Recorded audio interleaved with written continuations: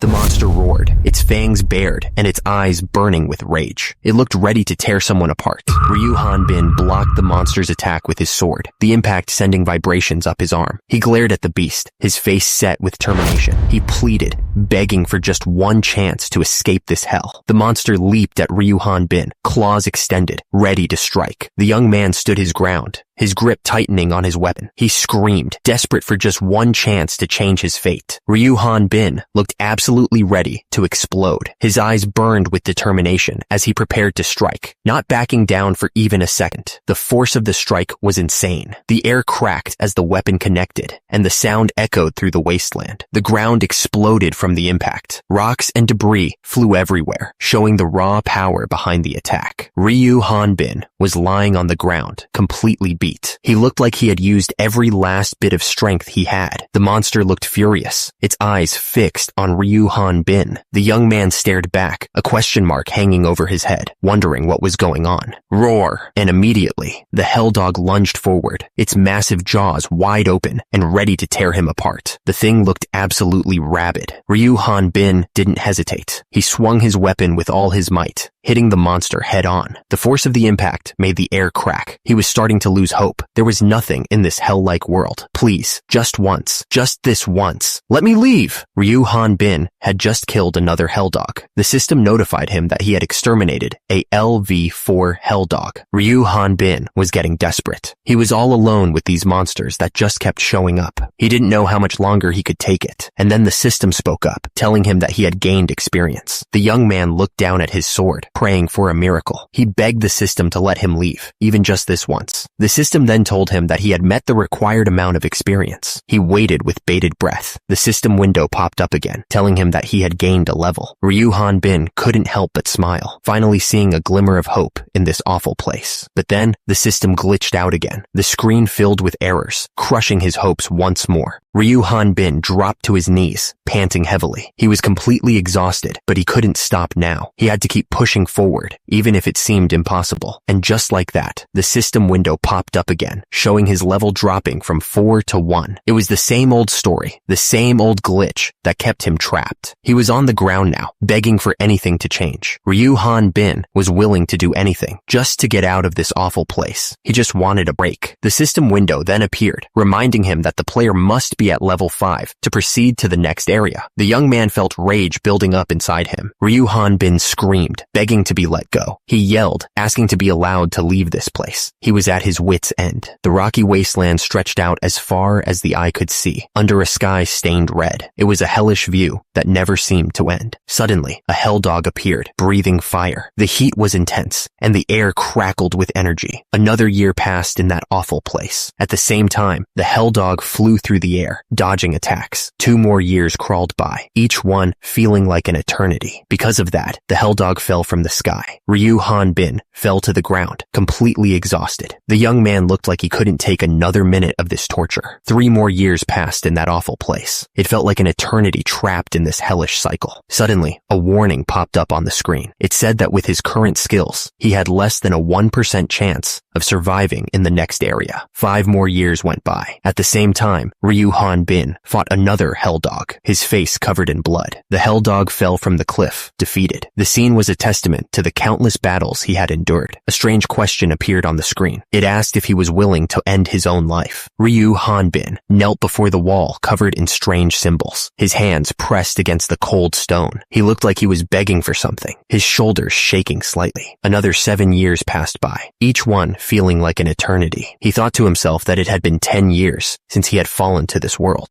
The warrior admitted to himself that he had given up counting the days. Ryu Hanbin was surrounded, but he didn't seem to care. He swung his massive sword, the force of the blow sending the monsters flying back. The scene was a chaotic mess of bodies and broken rocks. The blade cut through the air with incredible speed. It looked like nothing could stop it. The air pressure alone was enough to tear through the monsters. The sword slammed into one of the monsters with a sickening crunch. The monster was instantly pulverized. Pieces of it went flying in every direction. Ryu Hanbin stood over another monster, his sword dripping with blood. The creature looked up at him, its eyes wide with terror. The young man was a force of nature. The monster's claws reached out, desperate to defend itself. It was a futile effort. The claws looked sharp, but they wouldn't be enough. Ryu Hanbin was getting stronger with each fight. He could feel it in his muscles, a raw power that was growing every day. Now that he thought about it, something was off. He couldn't shake the feeling that he was missing something important. Ryu Hanbin lifted his massive sword over his head. The weight of it was almost nothing to him now. After all this time, he wondered what his level really was. The numbers the system showed him never seemed to match up with how strong he actually felt. Ryu Hanbin swung his sword at the monster with incredible force. The blade cut through the air, heading straight for its target. The area was covered in the remains of the monster. It was a brutal end to a long fight. Turns out, this is the survival story of a sword king in a fantasy world. The title card makes it sound like it's going to be quite a journey. Turns out, this is a world called Thelha Rathana, and immediately after that, the system tells him that he's been selected as the chosen one. The system then explains that his goal is to survive and get stronger in this world. But at that moment, a monster bites his arm and he screams in pain. The monster pins the young man to the ground. He screams in terror, realizing he's in deep trouble. Suddenly, the guy kicks the monster away, sending it flying. The monster whimpers, clearly hurt. Ryu Hanbin was on the ground, panting heavily. He looked around, completely lost and confused, asking himself what the hell was going on and where he was. He noticed a dog and wondered what it was, but at the same time, the hell dog lunged at him with its fangs bared, ready to attack. He didn't even have time to process what was happening to him. Everything became a blur of pain and fear as the monster attacked. He screamed as he kicked the hell dog with all his might, sending it flying away. The monster whimpered in pain. The one thing he knew for sure was it dead? He stared down at the monster, trying to understand what had just happened. He realized that if he didn't kill the monster, it would definitely kill him. It was a matter of survival. The hell dog was ready to attack, its fangs bared and its eyes glowing red. And immediately, Ryu Hanbin told it to stay back, trying to defend himself. Ryu Hanbin shouted, demanding to know why he was being attacked. But then he noticed something strange. A guide line. The screen showed the hell dog's level and species, describing it as the lowest level monster in Thelha Rathana. It also said the monster possessed strength similar to an unequipped adult male. The screen explained that players could level up by gaining experience from defeating powerful monsters. Ryu Hanbin was completely lost, wondering what the hell this was all about. Ryu Hanbin looked at the hell dog, a confused expression on his face. He wondered if he had somehow gotten stuck inside some fantasy game world. The young man was starting to think this wasn't just a weird dream. He started to think about when things had gone so wrong. It was like his life had taken a turn he didn't see coming. He was lost in thought, trying to figure out what had happened. Ryu Hanbin's eyes were unfocused as he thought back. He was trying to piece together the events that led him to this strange place. The young man looked dazed and confused. Ryu Hanbin said that he would wake up slowly every day at noon. He wondered if he had been too lazy. It was a habit he had fallen into, and now he was questioning it. Ryu Hanbin remembered that he had just been discharged from his mandatory military service 3 months ago. He felt he had reason enough to lay back and relax a bit. He wondered what he should do today to kill time, as he had believed that after finishing his service, he would be able to dive right into being part of society. Ryu Hanbin thought that the last 3 months had been a total blur. Nothing about him had changed, not even in the 2 years he served. He was starting to think this was reality. The young man was getting pretty bored with all this. It hit him that this was actually his life now. He didn't seem too happy about it. He just kept eating, looking totally uninterested in anything around him. The guy looked like he had nothing better to do. Suddenly, Ryu Hanbin's eyes widened. He looked up, totally surprised by something. He was so shocked that he fell backward out of his chair. The young man scrambled to get up, his eyes darting around in a panic. Ryu Hanbin screamed at the top of his lungs, his face contorted in a mix of shock and pain. He looked like he was going through something really intense. And in his old room, the chair spun around, now empty. It was like he'd vanished into thin air. The room was quiet, with just the chair and desk sitting there. The air hung heavy with unspoken questions. Suddenly, a message appeared, stating that all the chosen ones had been gathered. It was a pretty ominous message. He wondered if he was dead, if this was all there was. The young man had heard there were 7 billion candidates. Ryu Hanbin was surrounded by other figures, all standing exposed in the bright light. He wondered who was talking to him, questioning if it was some kind of God. He couldn't see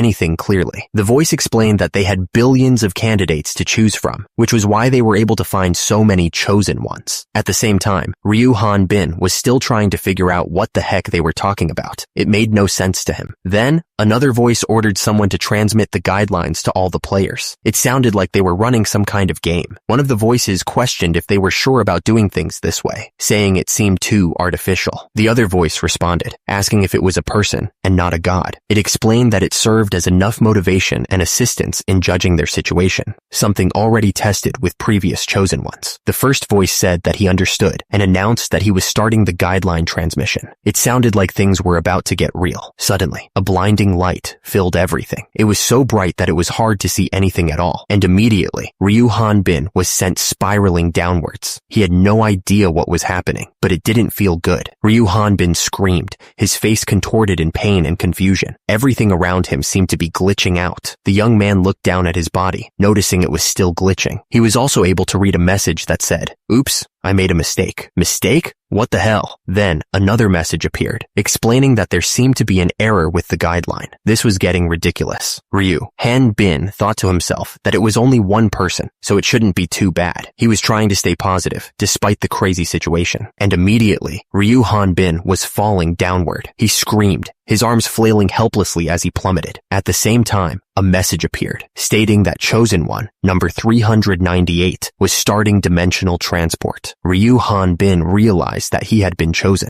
Suddenly, enemies appeared all around him, screaming that he should die. The young man looked terrified, unsure of what to do next. The attacker declared that this was the world of Thelha Rathna, continuing to scream about death. He looked absolutely bloodthirsty. Ryu Han-bin was in disbelief, exclaiming that this was now his reality. A system message appeared, confirming that he had exterminated a level 1 hell dog and gained experience. He questioned if this was truly his reality. The young man gripped his weapon tightly, his hand covered in blood. Ryu Han-bin started to wonder, what about his life before this? He laid there, thinking about his parents. What was going to happen to him, he wondered. The hell dog's mouth was open, ready to strike again. Ryu Han-bin was getting angry. He swung his weapon down with a yell. Ryu Han-bin's hand was covered in blood as he tried to catch his breath. He was clearly exhausted from the fight. He kept panting, still trying to understand what was happening. The young man realized he had just been discharged from military service 3 months ago. He started to wonder why this was happening to him. Han-bin hadn't even dated a girl yet, and there were tons of people who evaded military service. Why him? A system message popped up, warning that he had less than a 5% chance of surviving with his current capabilities in Thelha Rathna. Because of that, Ryu Han-bin was completely stunned. He didn't know what to make of all this, and started laughing nervously. The warrior was in complete disbelief. Ryu Han-bin started to speak, asking if they were really testing his consciousness. He looked up, his eyes narrowed in suspicion. He continued, wondering if they were testing him. The warrior seemed to be talking to himself, trying to make sense of the situation. Han-bin thought about the scumbags who had kidnapped a normal person. They abandoned him in a different world, telling him he had to kill monsters to get experience. He was asked if he would end his own life. The young man was clearly going through a lot. Ryu Han-bin found that hilarious. He wondered if he would be sent back home if he died. He knew he had to stay calm, realizing they would never have kidnapped him if they planned on sending them back home after they died. Ryu Han-bin realized that if he died, that was it. There was no going back. He was screwed if he didn't survive. He decided he needed to focus on surviving and finding a way out of this place. At that moment, a message popped up saying that the Chosen One had discovered his will and fighting spirit, and his strength had been boosted. Ryu Han-bin saw a new window appear, and immediately, it told him to pick a skill. The young man figured that since he couldn't always fight with his bare fists, the system was telling him to pick a class. He seemed to be thinking out loud, trying to understand the situation.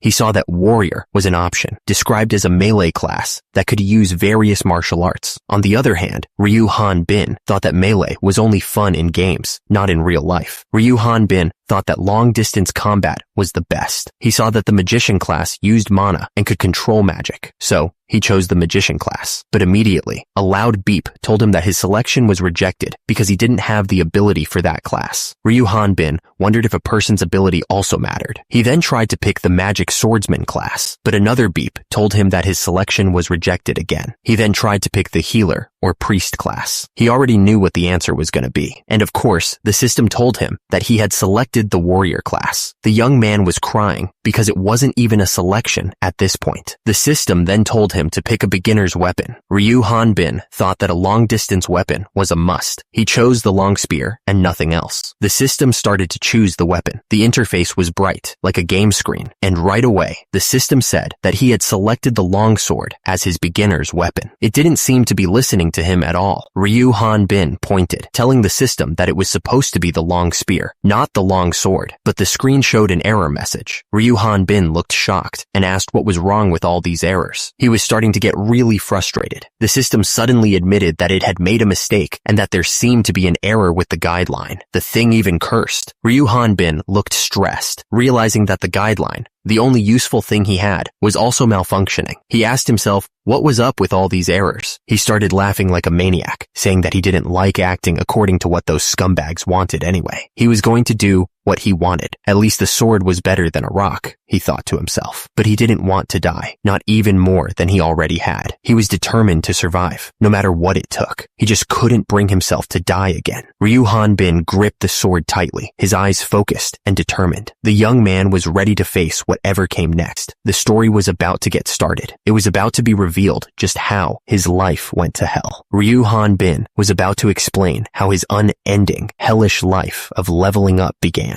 The red sky and rocky landscape seemed to foreshadow the challenges he was about to face. Ryu Hanbin started swinging his sword, practicing his moves. He was determined to get stronger, no matter what it took. He kicked with all his might, practicing his swordsmanship. Because of that, he ended up on the ground, exhausted. Turns out, it had been 7 days since Ryu Hanbin got stuck in Thelharathana. He had no idea how much longer he'd be trapped there. Ryu Hanbin was fighting a monster, but at the same time, he was thinking about how he has asked the system countless times how to go back home. He hadn't gotten any answers. The system hadn't responded to him at all. Ryu Hanbin wondered if it was just bugged. In any case, he was fighting to survive. Suddenly, Ryu Hanbin got hit by something. He grunted in pain. Ryu Hanbin shouted at the monster, telling the scumbag not to run away. He looked absolutely furious. The monsters Ryu Hanbin fought were always hell dogs. If there was one thing he'd learned, it's that these hell dogs also leveled up. Ryu Hanbin realized that after he swung his sword, the hell dog would rush in and attack. He wondered what kind of dog used its head like that. Was it getting used to fighting him, just as he was getting used to fighting these monsters? Ryu Hanbin thought that if that's how it was going to be, then he could just do this. He leaped at the hell dog, ready to strike. Ryu Hanbin whined as he realized he had no talent with the sword at all. He was getting frustrated, but Ryu Hanbin wasn't giving up. He was ready to try again.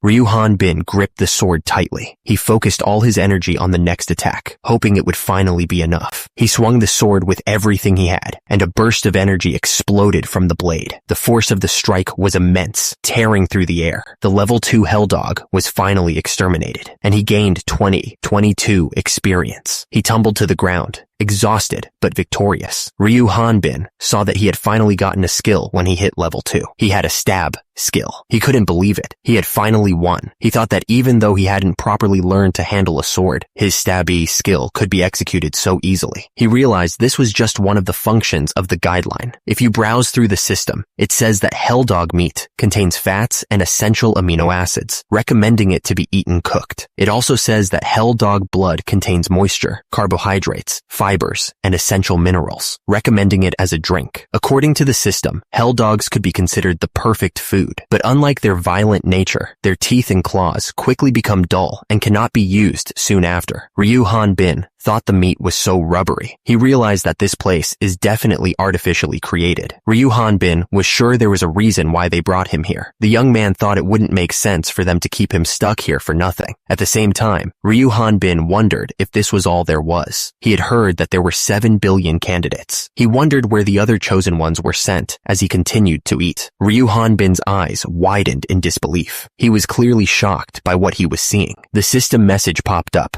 saying that he could leave the Rock Mountains once he reached level 5 and met up with other chosen ones. Ryu Han-bin was surprised, repeating the words Rock Mountains to himself, wondering where he was. The system explained that the Rock Mountains were a starting safe zone where the death rate was lower and gaining experience was more efficient. It was an area where the chosen ones could learn about their situation and grow to level 5. The message continued, saying that stat-matched monsters only appeared in safe zones and that he should meet up with other chosen ones in Thelna Rathna. It added that once he reached level 20, he would be able to complete the Thelna Rathna map and travel to the Rathna continent. Ryu Han-bin was so frustrated that he grabbed his head and shouted for the system to wait. Ryu Han-bin tried to make sense of it all, asking himself to get this straight. He realized that this area was a newbie area where players could raise their levels to level 5. If he got to level 5, he could go to the next area and party up with other chosen ones and level up to 20. He thought about what would happen once he reached level 20. Would he be transported to the Rathna continent where the real fight begins? Ryu Han-bin stared at the error message, asking what he had to do on the Rathna continent. He was immediately met with more errors from the system. He shouted that it was happening again. He realized that the Hell Dogs were getting stronger as he leveled up. Ryu Han-bin noticed the level comparison between himself and the monsters. He thought that might be an important fact. Ryu Han-bin wondered if he could ever go back home. He sighed, realizing that he couldn't trust his guideline anymore. He looked angry and confused. In order to meet other chosen ones and get more information, he needed a plan. The young man knew he had to reach level 5. Ryu Han-bin was determined to get to level 5 and leave this dump. He was tired of the constant errors and wanted to find some answers. Ryu Han-bin went looking for hell dogs to hunt. He got hit by one of them, and he yelled that it hurt, calling the monster a scumbag. He looked furious. The hell dogs got stronger as he did, so it didn't get any easier to defeat them. The hell dog was being attacked by Ryu Han-bin's sword. He gained experience after the fight. The system told him that he had met the required experience and would now gain a level. Ryu Han-bin looked like he was screaming in excitement. The system informed him that he had learned the side-slash skill. Ryu Han-bin continued to face the ever-growing hell dogs, ready to use his new skill. He fought, even though the level 3 hell dog possessed strength similar to an unequipped novice warrior. Ryu Han-bin swung his sword at the hell dog with all his might. Ryu Han-bin got hurt in the fight, his face showing the pain. But immediately after, a level 3 hell dog was killed, so at least he won. He ate, slept, and fought, repeating the cycle again and again. The young man was trapped in a loop of survival. He got injured, then killed the hell dog, and finally ate to recover. It was a brutal routine. He slept, fought, got injured, killed, and then fought again. The warrior was stuck in a never-ending grind. The system kept spamming messages that level 3 hell dogs had been exterminated. But then, a message popped up saying a level 4 hell dog had been taken out. The system announced that the level 4 hell dog had been taken out. It fell to the ground, defeated. Ryu Han-bin was sent flying backwards from the force of the attack. He was clearly struggling to keep his balance. Ryu Han-bin was on the ground, struggling to get up. But at the same time, the hell dog was right above him, ready to bite him. Ryu Han-bin didn't waste any time and attacked. The hell dog growled, ready to fight back. Ryu Han-bin used the side-slash skill. The system then told him that he gained 81 experience. The system announced that Ryu Han-bin had met the required experience. He was ecstatic. The young man shouted that he had done it after 27 days. The system then told him that he would now gain a level. Ryu Han-bin thought about how he had even learned 3 skills up until now: stab, side slash, and vertical slash. He realized that not only that, but his body had begun to see the effects of the stats that he'd gained as well. He thought that this was a man's physique at its finest. Even the two-handed longsword that was difficult to lift at first could now be easily swung. In this world, one can see the results of their hard work. Ryu Han-bin flexed, admiring his muscles. He was proud of the results. Our hero thought that in this world, one could see the results of their hard work. Suddenly, Ryu Han-bin noticed an error message on the screen. He was confused. The young man exclaimed, "Wait, that's what I thought. What's going on?" Ryu Han-bin noticed that his level had gone up to 4, but then immediately dropped back down to 1. He was confused. The young man muttered, "Huh?" Ryu Han-bin started laughing, but it was clear he was annoyed. He said that the guideline was spazzing out again and asked if it was just the message that was bugged. Ryu Han-bin decided to check his status window. He saw that he was still listed as level 1. The warrior thought to himself that he should take a look at his status window. Ryu Han-bin screamed in frustration. He was clearly not happy with the situation. Ryu Han-bin tried to calm himself down. He told himself that he needed to calm down. Ryu Han Bin saw that he was level 1 again, but his stats were still there. He also noticed his skills like stab, side slash, and vertical slash were still available. At first, the warrior tried to look at things optimistically. Since he was in the safe zone, Ryu Han Bin thought that meant the Hell Dogs would also be level 1. He figured he could get more stats more easily, but then he realized this was freaking awesome. The rocky landscape stretched out before him, the red sky hanging heavy above. However, the Hell Dog in front of him was also level 1. The Hell Dog looked up at Ryu Han Bin, its eyes glowing red. The enemy was ready to fight. Ryu Han Bin realized he was wrong about the Hell Dogs. The Hell Dogs kept getting stronger, even though their levels didn't change. He kept putting his life on the line in every fight.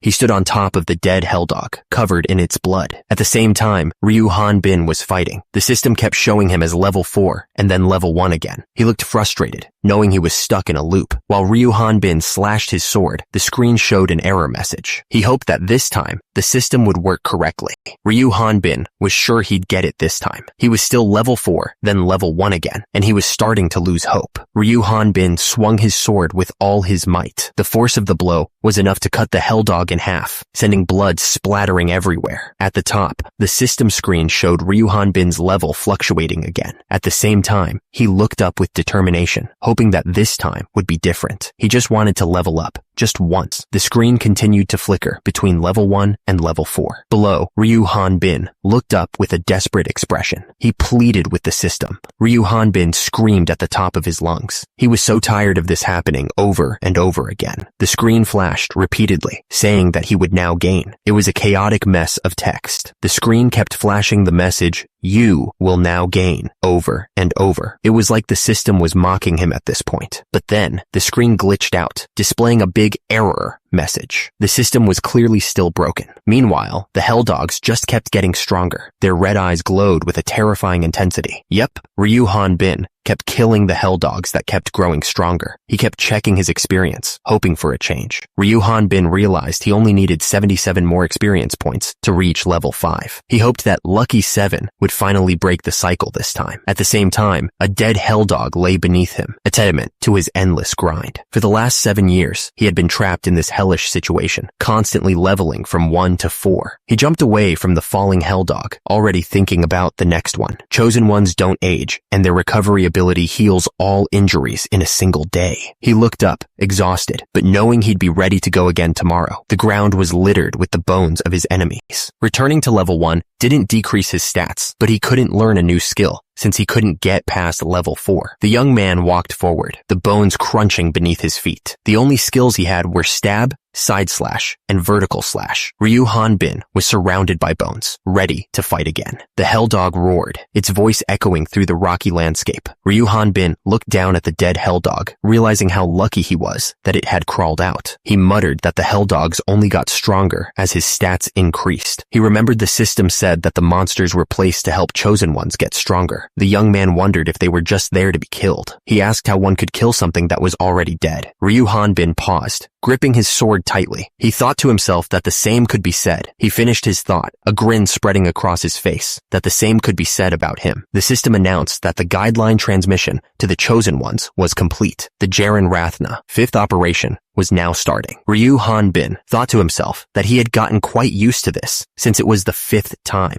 He figured that even if it was another world, players would normally take at most about a year to clear the area. He continued, hoping that there would be some useful players this time around. The young man seemed to be expecting something. Ryu Han Bin wondered what kind of world this was. He asked himself if it was disposed of or broken, finding it quite suspicious. Turns out, Ryu Han Bin was currently logged into Thelna Rathna. He looked calm, but you could tell he was thinking hard. Ryu Han Bin reached out his hand, feeling the soft sheets. The room looked clean and modern, a far cry from the rocky wasteland he was used to. Ryu Han Bin wondered if he was back home. It made sense, since he had just gotten discharged. The young man decided he would sleep a little longer. Suddenly, a bunch of ding sounds went off. It was so loud that it woke him up. Ryu Han Bin saw a message asking if he would end his own life. Our hero's eyes snapped open, focusing on the message. He looked like he was about to explode with anger. Ryu Han Bin slapped the screen with incredible incredible force, completely shattering it. He looked absolutely furious.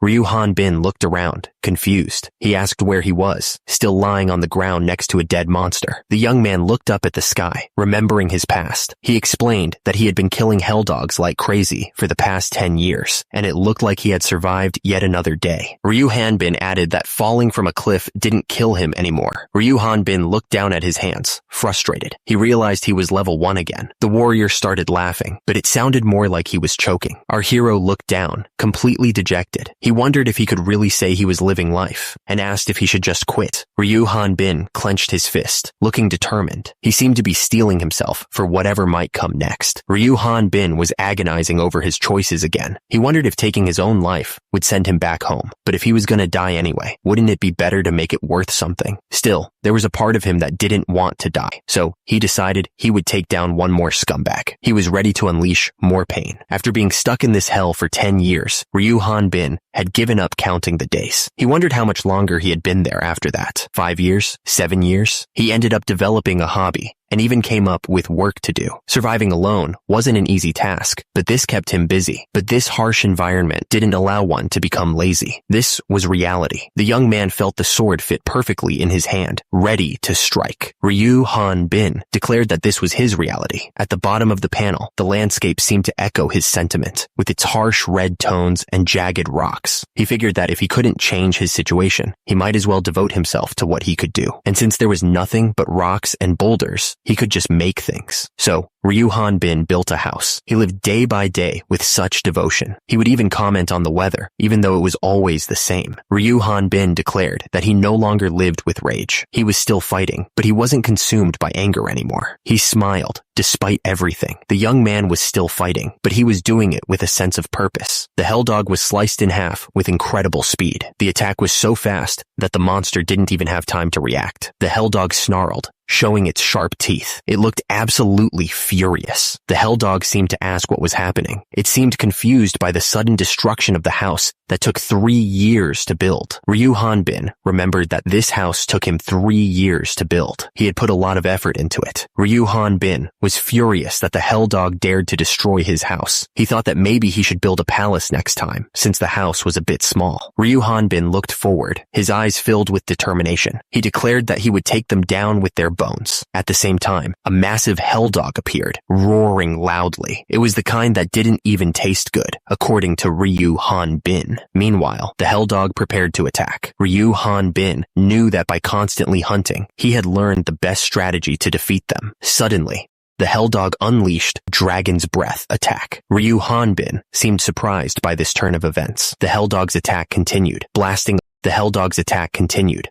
a hole in the ground. The young man was surprised that the monster was starting with an ultimate attack. The hell dog unleashed a massive explosion of fire and lightning. The raw power of the blast was intense. At the same time, the hell dog braced itself, ready to follow up. The monster looked ready to tear him apart. Ryu Hanbin knew it was impossible to dodge the attack since the area was so large. So, he braced himself, deciding to block it with his strength. Ryu Hanbin complained that the hell dog had burned the ends of his hair. He wondered why it had to do that when there wasn't even a hair salon around. The hell dog was surprised to see its enemy unfazed. It then rapidly cast thunderbolts, light, and fire magic, one after another. Ryu Hanbin declared that he would block the attack by carving up a huge wall of earth. As a result, a massive wall of earth rose up to block the incoming fire and lightning. The hell dog was still recovering from its previous attack when Ryu Hanbin came flying at it. The monster looked up, realizing it was about to take a serious hit. Then, Ryu Hanbin prepared his final strike. The hell dog could only look up in confusion, wondering what the heck was going on. Ryu Hanbin thought to himself that he couldn't really say he had a talent for swordsmanship. Meanwhile, the hell dog was getting slammed by the full force of his attack. Ryu Hanbin shouted that he'd got it. He added that he didn't have any other skills since his level wouldn't increase either, which really sucked. Ryu Hanbin was getting ready to unleash another attack. He was really putting his all into this, and he said he was going to do it. Turns out, after using vertical slash, side slash, and stab 10,000 times, he had combined 3 skills into one. He named it Cross Impact triple cross attack. The warrior admitted it wasn't a real skill, but he was confident that no monster could survive it. Ryu Hanbin was lying on the floor, exhausted. He wondered if he had somehow managed to survive yet another day in this crazy place. Someone was logged into Thelnarathina, and they realized it was Ryu Hanbin. The guy was shocked, saying that it was that kid that got bugged a long time ago. He couldn't believe that he was still there. The person remembered that the 5th generation was operating in Jaren Rathna right now. He added that the 4th generation was at Roha Rathna. It hit him that the 3rd generation went to Thelna Rathna, which meant it had been 22 years. The guy was in a panic, saying that he wouldn't be able to come up with an excuse if that person found out. He also said that he couldn't kill him either. He was so frustrated and didn't know what to do. Then, Ryu Hanbin's level 4 stats popped up on the screen. The person was baffled, wondering how he had survived for 22 years at level 4. He thought that his stats and skills were garbage too. Ryu Hanbin thought that after all this time, what he saw had naturally become the norm. He was probably used to it after all these years. He wondered why the sky was red, where the sun never rose or set without warning. He also asked himself why there were clusters of dead tree branches on the ground, and Ryu Hanbin couldn't believe it. He was finally free from that place. He had been stranded on a rock-filled mountain of hell. The young man was laughing as he fell through the air. Ryu Hanbin was sent flying and landed in some water. The sign said he was in the Sath Forest, in the Greyloot Kingdom, on the northern Rathna continent. He was laughing like crazy, happy to be out of that awful place. He stood up, looking around at the new scenery. Ryu Hanbin admitted he didn't know what was going on, but it was way better than that god-forsaken mountain. He noticed he was still a little damp. He thought it was weird that he suddenly became level 5 when he got here. Ryu Hanbin checked his stats. Level 5 swordsman, strength 8, health 21, recover 15, plus vertical slash, language translation, and a communication skill. The young man wondered why he was transported here in the first place, since he needed to be level 20 to come to the Rathna continent. He was still confused, wondering why he was transported here. What the hell was he supposed to do? Ryu Hanbin realized it was pointless to ask, since there was no one to answer him. Suddenly, a new window popped up in front of him. Ryu Hanbin had never seen this window before, and he stared at it with curiosity. Ryu Hanbin stared at the new message. It said his final mission was to kill one of the 6 goddesses of Rathna. He looked stunned by the insane request. If he killed a goddess, the reward would be eternal youth and immortality, and he'd be sent back to Earth with his stats intact, plus 3 wishes. Then his reward was going back to Earth? The system warned him to keep his identity as a person from another world a secret, and to register at the Hunters Guild in the corporate city of Onpros. Hunter? Suddenly, a loud roar echoed through the forest. The wyvern appeared above him, letting out a deafening cry. Ryu Hanbin turned and ran, shouting that it was a monster. He didn't want to fight whatever that thing was. He stopped and looked back, asking what the hell that thing was. Ryu Hanbin was clearly terrified. Ryu Hanbin stared in disbelief. He asked why the hell the first monster to appear was a dragon. The wyvern glared down at him. It called him a disgusting otherworldly demon and asked how he dared enter its forest. Ryu Hanbin looked up, realizing he was in trouble. He wondered if the wyvern planned on fighting him without a weapon. The young man cursed, realizing he needed to grab his sword. He steeled himself, knowing he had to act fast. Ryu Hanbin knew he was out of time. If he didn't do something right now, it would be too late. Ryu Hanbin yelled that he would burn the enemy to ashes. He added that if he was in a situation like this, it was the perfect time to shake his enemies. He declared that killing the enemy came after. The young man looked confident, ready to beat the wyvern. The wyvern said how ridiculous Ryu Hanbin was, and immediately, the young man jumped away to grab his sword. Ryu Hanbin looked around for his sword. He was shocked that it wasn't there. The screen showed the survival story of a sword king in a fantasy world. It was an epilogue about a brilliant dragon in the sky and dragon knights of the Xrad kingdom. Turns out that dragon mount's name was Ephor, and she was the great pride of the knights. She kept asking for food in a cute way, but a big problem came up for Ephor. The kingdom's prince kept bugging her to let him ride her. However, it wasn't easy to ride a dragon. Ephor's knight was killed, and she had to run away from the kingdom. Luckily, some nice knights helped her escape. The lonely dragon didn't even have time to be sad, because otherworldly humans kept showing up in the forest. Even though she was trained to fight, Ephor never killed anyone. She would let them live, telling them to wait. So, was this kind dragon really a source of disaster? Then, lots of of otherworldly hunters got together to hunt her down, beating her badly. Effer realized that letting those otherworldly humans live was a terrible mistake. She looked sad and a little ashamed. Effer was crying, saying that she had no choice after all those otherworldly humans kept showing up. She insisted that she wasn't a dragon. The wyvern continued, explaining the difference. Dragons have 4 legs with wings on their shoulders, but wyverns have wings on their forelegs. She insisted that this was common knowledge. Ryu Hanbin didn't care about any of that. He demanded to know how she figured out he was from another world. He looked really angry. Effer started sobbing, saying she couldn't tell just by looking at him, but she knew that their bodies disappeared when they died, and Rathnians hardly ever came to this forest anyway. Ryu Hanbin wondered if she had just assumed he was an otherworldly person. Ryu Hanbin realized that meant no one would be able to figure out his identity just by looking at him. He wondered if this was the Sath Forest in the Grey Loot Kingdom, but then he remembered that the Grey Loot Kingdom was destroyed a long time ago. Now it's called the X-Rad Kingdom. He realized his guideline hadn't. Effer was being held down. He was saying that his guideline had not been updated. What the hell is going on? He asked, sounding really confused. The wyvern begged him not to kill him, saying he didn't think Ryu Hanbin would be so strong. Ryu Hanbin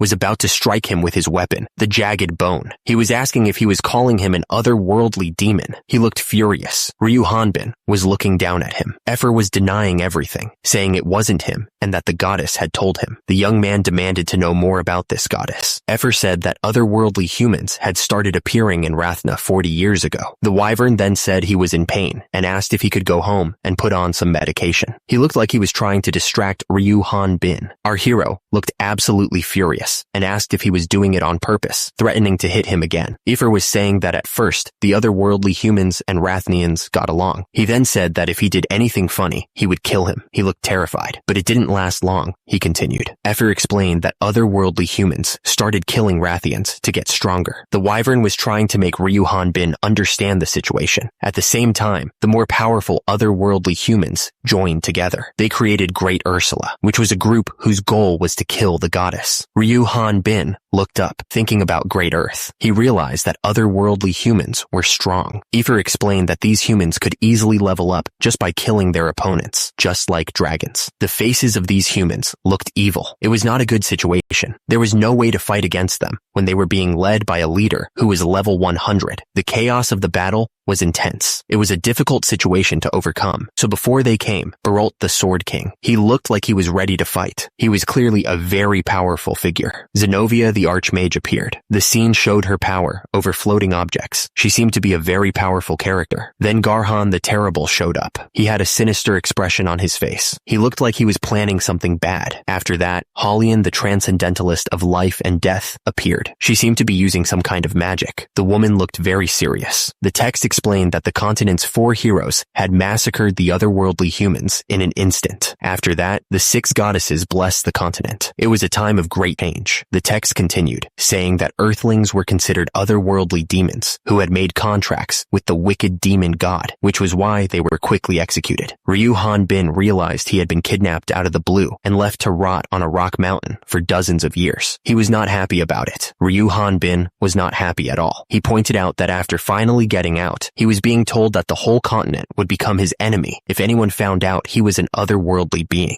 Ryu Hanbin couldn't believe it. He asked if the goddesses were scary enough to make that happen, since all this had happened before he was even born. He didn't give a rat's ass whether he made a deal with a goddess or became their underling. The young man was going to kill that demon god. Ryu Hanbin was determined to get his butt back home alive. He looked absolutely serious about it. Ryu Hanbin realized that he couldn't let anyone know his true identity. At that moment, Effer swore that he wouldn't tell anybody, promising to live as a normal wyvern and pretend not to know how to speak. The scream echoed through the mountains, loud enough to shake the trees. 5 days later, after leaving the Sath Forest, a huge castle wall stretched across the horizon. It was Onpros City, located in the northern part of the X-Rad Kingdom, with a large size and population. Nearby was the Sath Forest and a dungeon in the Ifan Plains. Countless monsters continuously appeared in that dungeon. Because of that, many hunters tried to get rich quick by putting their lives on the line. Ryu Hanbin was heading towards the Hunters Guild in Onpros City. The building looked pretty busy, with people coming and going all the time. The people who came to this place were either hunters looking for work or just looking to relax. At the same time, others were getting ready to risk their lives in the dungeons. Some people went went to the guild to become hunters. They were arguing with a woman about something, probably about getting accepted, or they could be otherworldly beings, just trying to find their place. They were walking into the guild, hoping to find some kind of purpose. The man looked absolutely shocked as he saw Ryu Han Bin walk in. He couldn't believe how huge he was, and admitted he'd never seen anyone like that before. The people inside the Hunters Guild looked up, whispering to each other. They were wondering if this guy was from another guild. The woman at the front desk started to get annoyed, but then she saw Ryu Han Bin. She immediately changed her tone, giving the guy a big smile. She asked if this was his first time at the Onpraus Hunters Guild. The lady wondered how she could help him. Ryu Han Bin paused for a moment, gathering his thoughts. He looked determined to say what was on his mind. Ryu Han Bin finally spoke, making his intentions clear. He wanted to become a hunter. A voice echoed from inside the cave, asking if Ryu Han Bin wanted to be helped. The voice sounded cautious, like it wasn't used to talking to people. Ryu Han Bin confirmed that was right. He explained that even if his looks weren't suspicious, the fact that he didn't have any clothes or gear from this world would give him away. He added that the creature would probably kill him after helping him. Ryu Han Bin pointed out that the creature had been killing people because it was a wanted beast. He reasoned that it wasn't like the creature could go around telling people about him. Plus, he added another point. Ryu Han Bin smiled, his eyes crinkling at the corners. He admitted that it had been so long since he'd had a decent conversation like this with another person. He seemed genuinely happy to be talking. The blue creature stared blankly. Meanwhile, a group of people were celebrating, holding the creature's head up as a trophy. The blue creature looked thoughtful. It was probably thinking about whether it was making a huge mistake. The blue creature agreed to help, but told Ryu Han Bin not to tell anyone about it. Ryu Han Bin was super happy and thanked it. He even said, "Okili dokili," but the creature immediately pointed out that nobody says that there. The blue creature suggested that Ryu Han Bin change his clothes, but as the young man started to change, the creature was shocked. Ryu Han Bin asked what was wrong. The creature pointed out that he was exposed. Ryu Han Bin didn't understand what the big deal was. He pointed out that the creature was exposed too.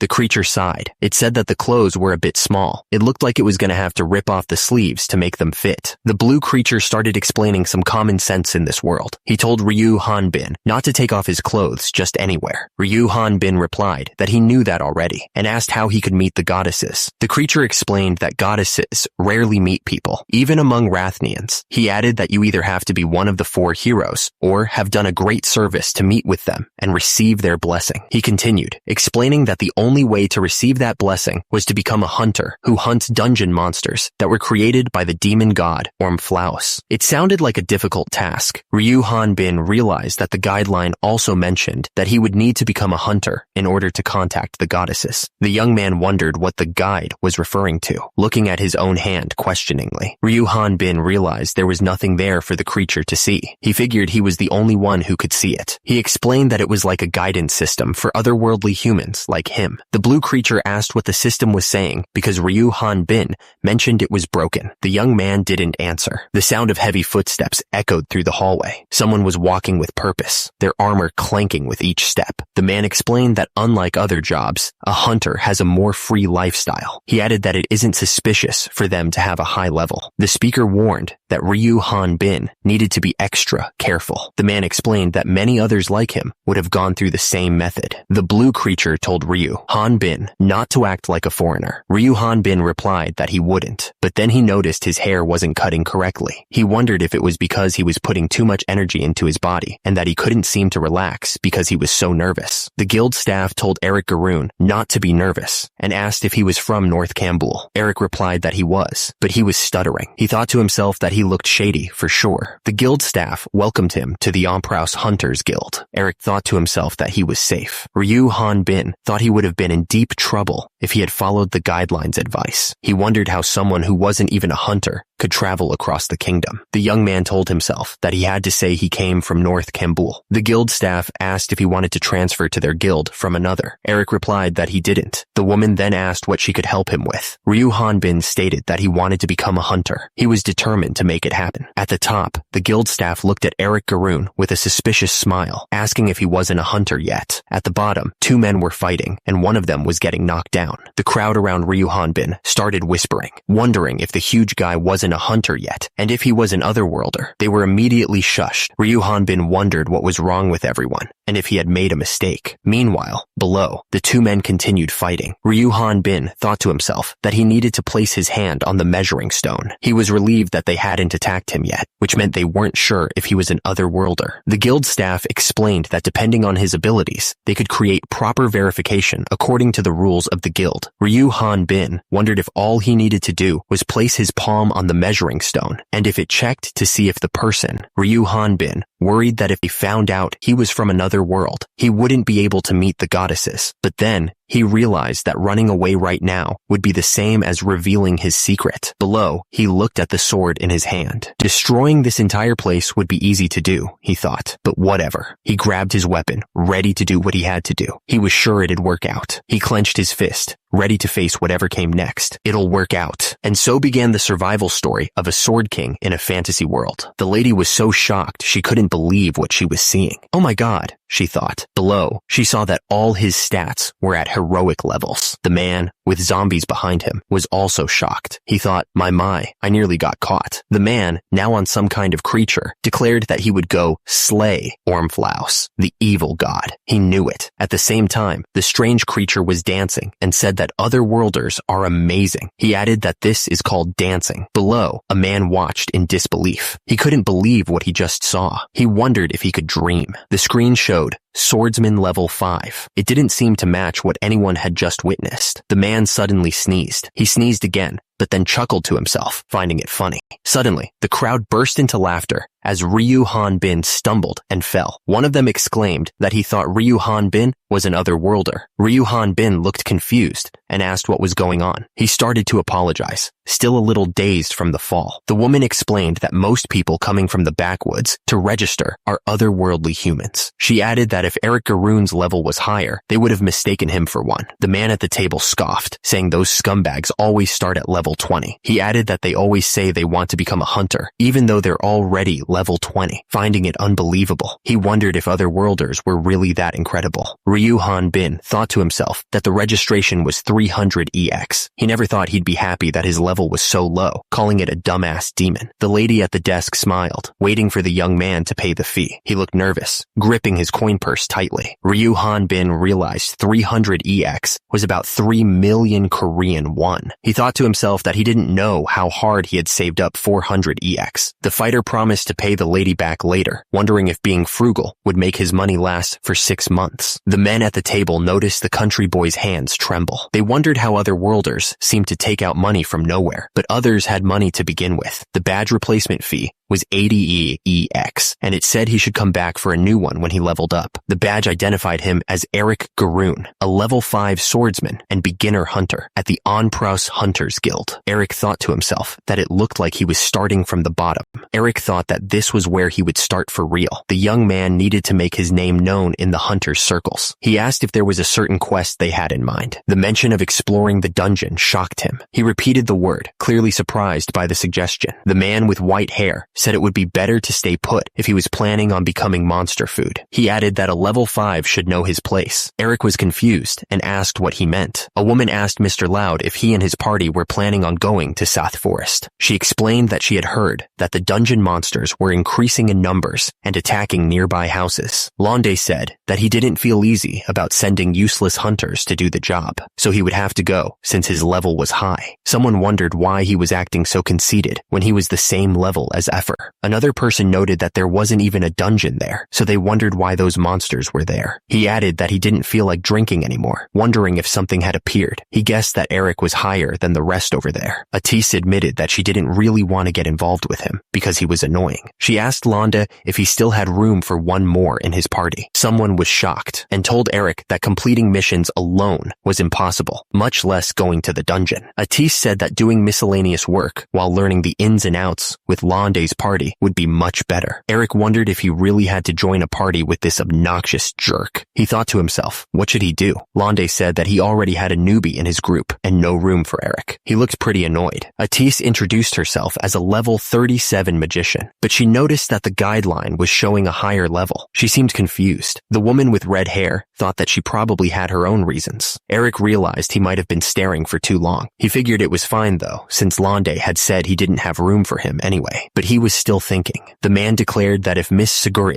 the pride of Onprow's Hunters Guild, made a special request to take care of this level 5 insect, then he would do it. He demanded to know what they had called him. The man told himself that he shouldn't fight Eric. He called Ryu Han Bin level 5 and asked if he was dreaming of becoming the Sword King while carrying around a big toy sword. He was clearly mocking him. The man tried to lift Ryu Han Bin's sword, but he was struggling. He wondered how the young man was carrying this thing around. It wasn't budging at all. The man strained, sweating and gritting his teeth as he tried to lift the massive sword. It was clear he was putting in a ton of effort, but the weapon wouldn't move an inch. A woman watched with wide, terrified eyes. Her face was pale, and she looked like she was about to faint from fear. Ryu Han Bin stood tall, holding his massive sword high above his head. Eric Garoon, clinging to his shoulders, told him to let go. From below, the crowd was going wild, cheering him on. They were shouting, telling the young man to fight and kill him. Suddenly, a man stepped forward, a stern look on his face. He announced that he had finally found him. Ryu Han Bin hoisted the massive sword high above his head, completely ignoring the terrified guy underneath. Eric Garoon was stuck between the giant weapon and a very muscular man, which was not a good place to be. Eric's eyes were wide with terror. He was sweating bullets, realizing how close he was to getting crushed by that sword. Up above, a woman watched with a mix of concern and disbelief. Meanwhile, the crowd below was still staring upwards, their faces a mix of shock and anticipation. A man watched the scene unfold with a strange glint in his eye. He seemed to be calculating something, a smirk playing on his lips. The man pointed out that with a body like that, Ryu Han Bin could easily take care of level 10 monsters. He seemed impressed by the sheer size of the guy. Berkman yelled at Eric, telling him not to get involved since he was training the newbie. He turned to Ryu Han Bin, asking if Eric had said his name. The guy added that fighting wasn't a problem. The massive sword was still raised high, a clear threat hanging over Eric's head. He was warned that if he wrecked the guild, he'd have to fight everyone. Eric was absolutely terrified, raising his hands in protest. He shouted that he didn't want to fight anyone and definitely didn't want to get kicked out. The guy was clearly furious, pointing a finger at Eric. He reminded him that nobody else would take in a level 5 like him. The man asked if he really thought he could do anything with such a weak level. Ryu Han Bin realized the guy was right. Thinking about how he'd spent most of his money just to register, he felt helpless because of his low level, wondering what he should do. But then, he reassured himself not to worry. Berkman patted Ryu Han Bin on the shoulder, telling him that leveling up with a body like his would be super easy. The guy seemed really impressed by his physique. Ryu Han Bin looked surprised as he was asked if he wanted to join their party. He couldn't believe the man was so interested in his muscles. Berkman explained that he knew muscles like that didn't just appear overnight. He figured the only reason Ryu Han Bin's level was so low was because he lacked experience. The old man's level was pretty high. Ryu Han Bin admitted that, being an otherworlder, his growth rate was high, so he wouldn't be able to stay in the party for long. He knew he'd quickly outgrow them. Ryu Han Bin then said that he'd still need to wear a helmet when he beat his head against a wall. He thanked them for accepting him, clearly relieved. Turns out, Onpro City was built because of the dungeon and the monsters around it. The whole city's business is based on monster hunters and the materials they bring back from their hunts. There are two main places to hunt around Onpros. One is the Ifan Plains dungeon, and the other is the entrance of the Sath Forest. Those are the places where hunters usually go to make a living. The villages are close to the forest, but there's not much food around. But since the monsters don't usually leave the trees, the city doesn't give out many quests to hunt them down. But lately, there have been a lot more monsters attacking near the forest. Because of that, a lot of hunters have joined up to go on quests to take them out. The Devolk is a high-level monster that lives in the Sath Forest. They move slow, but they can crush rocks with their grip and use their weight to make their attacks even stronger, so you don't want to get close to one of those. The Devolk slammed down with incredible force. The armored guy braced himself, trying to block the attack with his shield. The impact sent shockwaves through the air. The monster yelled, "Hoot!" right in the armored guy's face. He looked absolutely furious, teeth bared and eyes narrowed. The Devolk attacked again, swinging its massive fist. The armored guy managed to block the blow with his shield, but he was clearly struggling. The force of the impact shook him to his core. The Devolk roared, "Ki!" as its fist slammed into the ground. The ground cracked under the force of the blow, showing how strong the monster was. Berkman Ropal, a level 25 swordsman and the strongest tank in Onpros, grinned. The enemy was down. He was clearly enjoying the fight. Berkman realized realized he had been too careless. He had let his guard down for a moment, and now he was paying the price. And immediately, Lord Devolk attacked, going for a pincer move. Berkman managed to block the blow with his shield, but the force of the impact sent him flying backwards. Berkman grunted in pain. He had taken a direct hit, and it was clear that he was hurt. Lord Devolk didn't stop there. He went after Amber Bonnet next, swinging his arm at the woman with incredible speed. She was sent flying through the air, but Amber Bonnet wasn't down yet. She recovered quickly and thrust her spear at Lord Devolk. The attack looked like it hit, but it wasn't clear how much damage she did. Amber Bonnet looked down at Berkman, who was injured on the ground. She teased him, asking if it wasn't time for him to retire, since he was getting pushed back by the Devolk. She then laughed, saying that retirement sounded nice. Berkman's eyes widened as he noticed his injury. Amber told him to step back and get treated, clearly worried about him, but the swordsman dismissed her concerns, saying it was nothing. Berkman told Amber that she didn't need to be concerned about him. The spearman blushed, stammering that she wasn't worried about him at all. Suddenly, a pair of hands appeared, casting a spell. The person asked for the presence of Prelur's breath, a healing spell. Erwin Ropal, Berkman's younger sister, was healing him. The spiritualist asked her brother if he was all right. Berkman replied that he could now last the entire day, and she told the idiot not to die. Erwin Ropal looked at the monster with a smile, thinking that her brother couldn't do without her. The monster then bit down on something with a loud snap. Hubert Krutos cast Fire Hammer at the monster. The spell engulfed the creature in flames. Hubert Krutos warned that it was dangerous, Miss Ropal. The level 18 magician, a supporter in the back of the party, wondered if something was there, because everything was so bright. The narrator described Berkman's party as the #1 party when it came to a well-balanced, coordinated team that didn't solely focus on attacks. It could also be called the most reliable party on Pros. Ryu Han-bin thought that there was no better place to be. He stared intently, his expression unreadable. Eric Garoon looked around, saying that his body itched. He noticed an ant, and then said that everyone was like him. The level 5 bag boy swordsman thought it was all so boring. Eric continued, explaining that he had been left out of the main fight because his level was so low. They still let him fight the weak monsters, but they still split the profits equally with him, which was good. The monsters started making noise, saying that things were all well and good, but there was a problem. They all shouted that it was him. Lord Devolk appeared, surrounded by monsters. The level 25 monster said it was ridiculous to think that such a human could be his opponent. Lord Devolk, looking absolutely furious, shouted that he would kill them all if they were lying to him. The enemy was not messing around. The monsters looked down at their fallen comrade, making strange noises at the sight of the red monster on the ground. They seemed confused by the situation. Ryu Han-bin prepared to use a skill, but the system informed him that Stone Bullet wasn't a real skill. He looked a little confused. He noticed that he was the highest level among the monsters there, but the monster's level was still too low for him to gain any experience from it. The young man thought he should ask the party to hunt stronger monsters next time. Amber called out to Eric, telling him that they were done here and it was time to go gathering. Eric replied with an enthusiastic yes. The group headed back towards the village, ready to turn in their quest and get some rest. The monster lay dead, its body being carved open. The scene was brutal, but it was just business for the group. Amber held up a brutal piece of the monster, looking happy. She asked if they could get about 15x for it. The group gathered around the dead monsters, looking at the loot. They noticed a fairly large magic stone and thought they could get a good price for it. Ryu Han-bin thought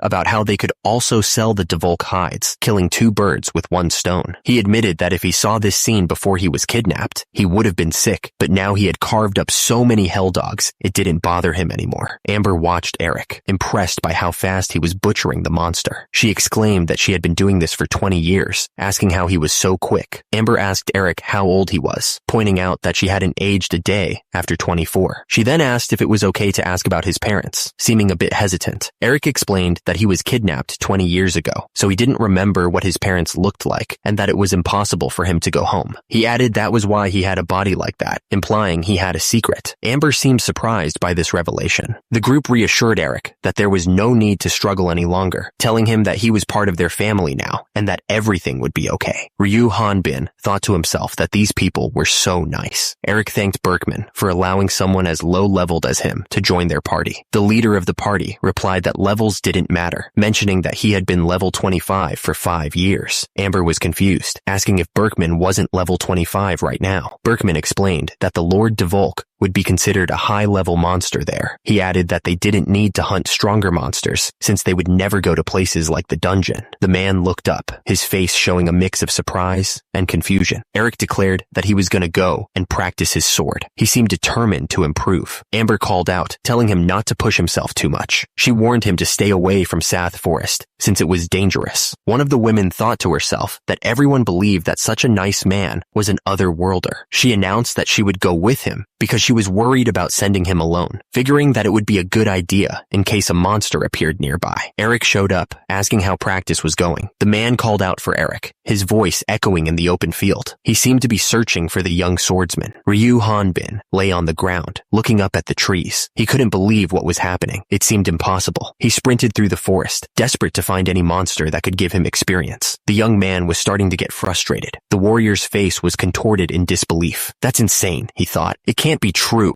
Ryu Hanbin was sure there should be at least one monster around. He knew that there should be at least a level 13 species Haku or a level 21 species Mudian nearby. The blue monster asked if it wasn't scary living here alone. It bragged that there wasn't a monster as strong as it in Sath Forest. Ryu Hanbin looked at the monster with a raised eyebrow. The monster's voice echoed as it spoke. Ryu Hanbin immediately face-planted into the ground, not wanting to deal with this at all. Ryu Hanbin thought that it made sense, since monsters with similar levels as Eifer didn't even give him experience. He wondered what the heck his real level was then. The young man decided he should go back before it got too late. The sky was turning orange as the sun began to set. The air felt heavy and still. Ryu Hanbin's eyes widened. This sounded like trouble, and he could feel a strong presence approaching fast. Ryu Hanbin could sense that this new monster wasn't as big as the hell dog he fought before, but he knew it was still stronger than anything else he had faced recently. He could feel the adrenaline pumping. He knew for sure that this wasn't a normal monster. He thought if he could take it down, he might finally level up. He was ready to test his strength. Ryu Hanbin was pumped up. He figured if he could hunt this thing, he might actually level up. The young man was getting excited at the prospect. Ryu Hanbin shouted for the monster to bring it on. He was ready to fight with everything he had. The warrior felt the anticipation building. Ryu Hanbin swung his sword with incredible force, creating a shockwave. At the same time, a tease was sent flying backwards from the sheer power of his strike. The woman's eyes widened as she was sent flying. She looked completely stunned by the force of the blow. It was clear she hadn't expected that. Ryu Hanbin's eyes went wide with surprise. He hadn't meant to hit her that hard. The warrior looked genuinely concerned. He realized he might have overdone it a little. Ryu Hanbin quickly apologized, saying it was his bad. Ryu Hanbin looked up in shock, seeing someone exposed. The mage from Lauda's party was standing there, trying to cover himself with a red cloth. He was clearly embarrassed. The mage quickly changed the subject, saying that wasn't important right now. He was sure it was weird, but there was no monster to be found. The mage looked around, confused. The mage was sure the sound came from there, though. He apologized, saying he would pretend he didn't see anything. The mage wanted to get out of there fast. Ryu Hanbin stared at him. He thought it was suspicious that the mage would say something like that. The warrior was starting to get a bad feeling about this. Ryu Hanbin realized this wasn't somewhere a level 5 should be. He thought to himself that this wasn't even a public bath. The young man was getting more and more suspicious. The mage thought to himself that he needed to hurry and find the monster. He had heard a huge sound while passing through, so he just thought there would be a big monster. Meanwhile, the woman's face was visible. The mage figured his party should be waiting for him, so he was gonna head back. He started to walk away, not wanting to stay there any longer. The scene showed the forest on fire. It looked like a dangerous place to be. Suddenly, Ryu Hanbin shouted for the mage to stop right there. He demanded that he answer him truthfully, looking absolutely furious. The mage looked back, clearly surprised by the sudden shout. Ryu Hanbin asked if he had seen that monster, warning him that there would be consequences if he didn't tell him. He clenched his fist tightly, showing the raw power behind his actions. The air crackled with energy, emphasizing the force. Ryu Hanbin stood over the woman, looking down at her with a stern expression. He was clearly not backing down from this confrontation, despite her state of undress. Ryu Hanbin insisted he didn't know why she was doing this, repeating that he knew nothing. He also questioned what her deal was with Laude,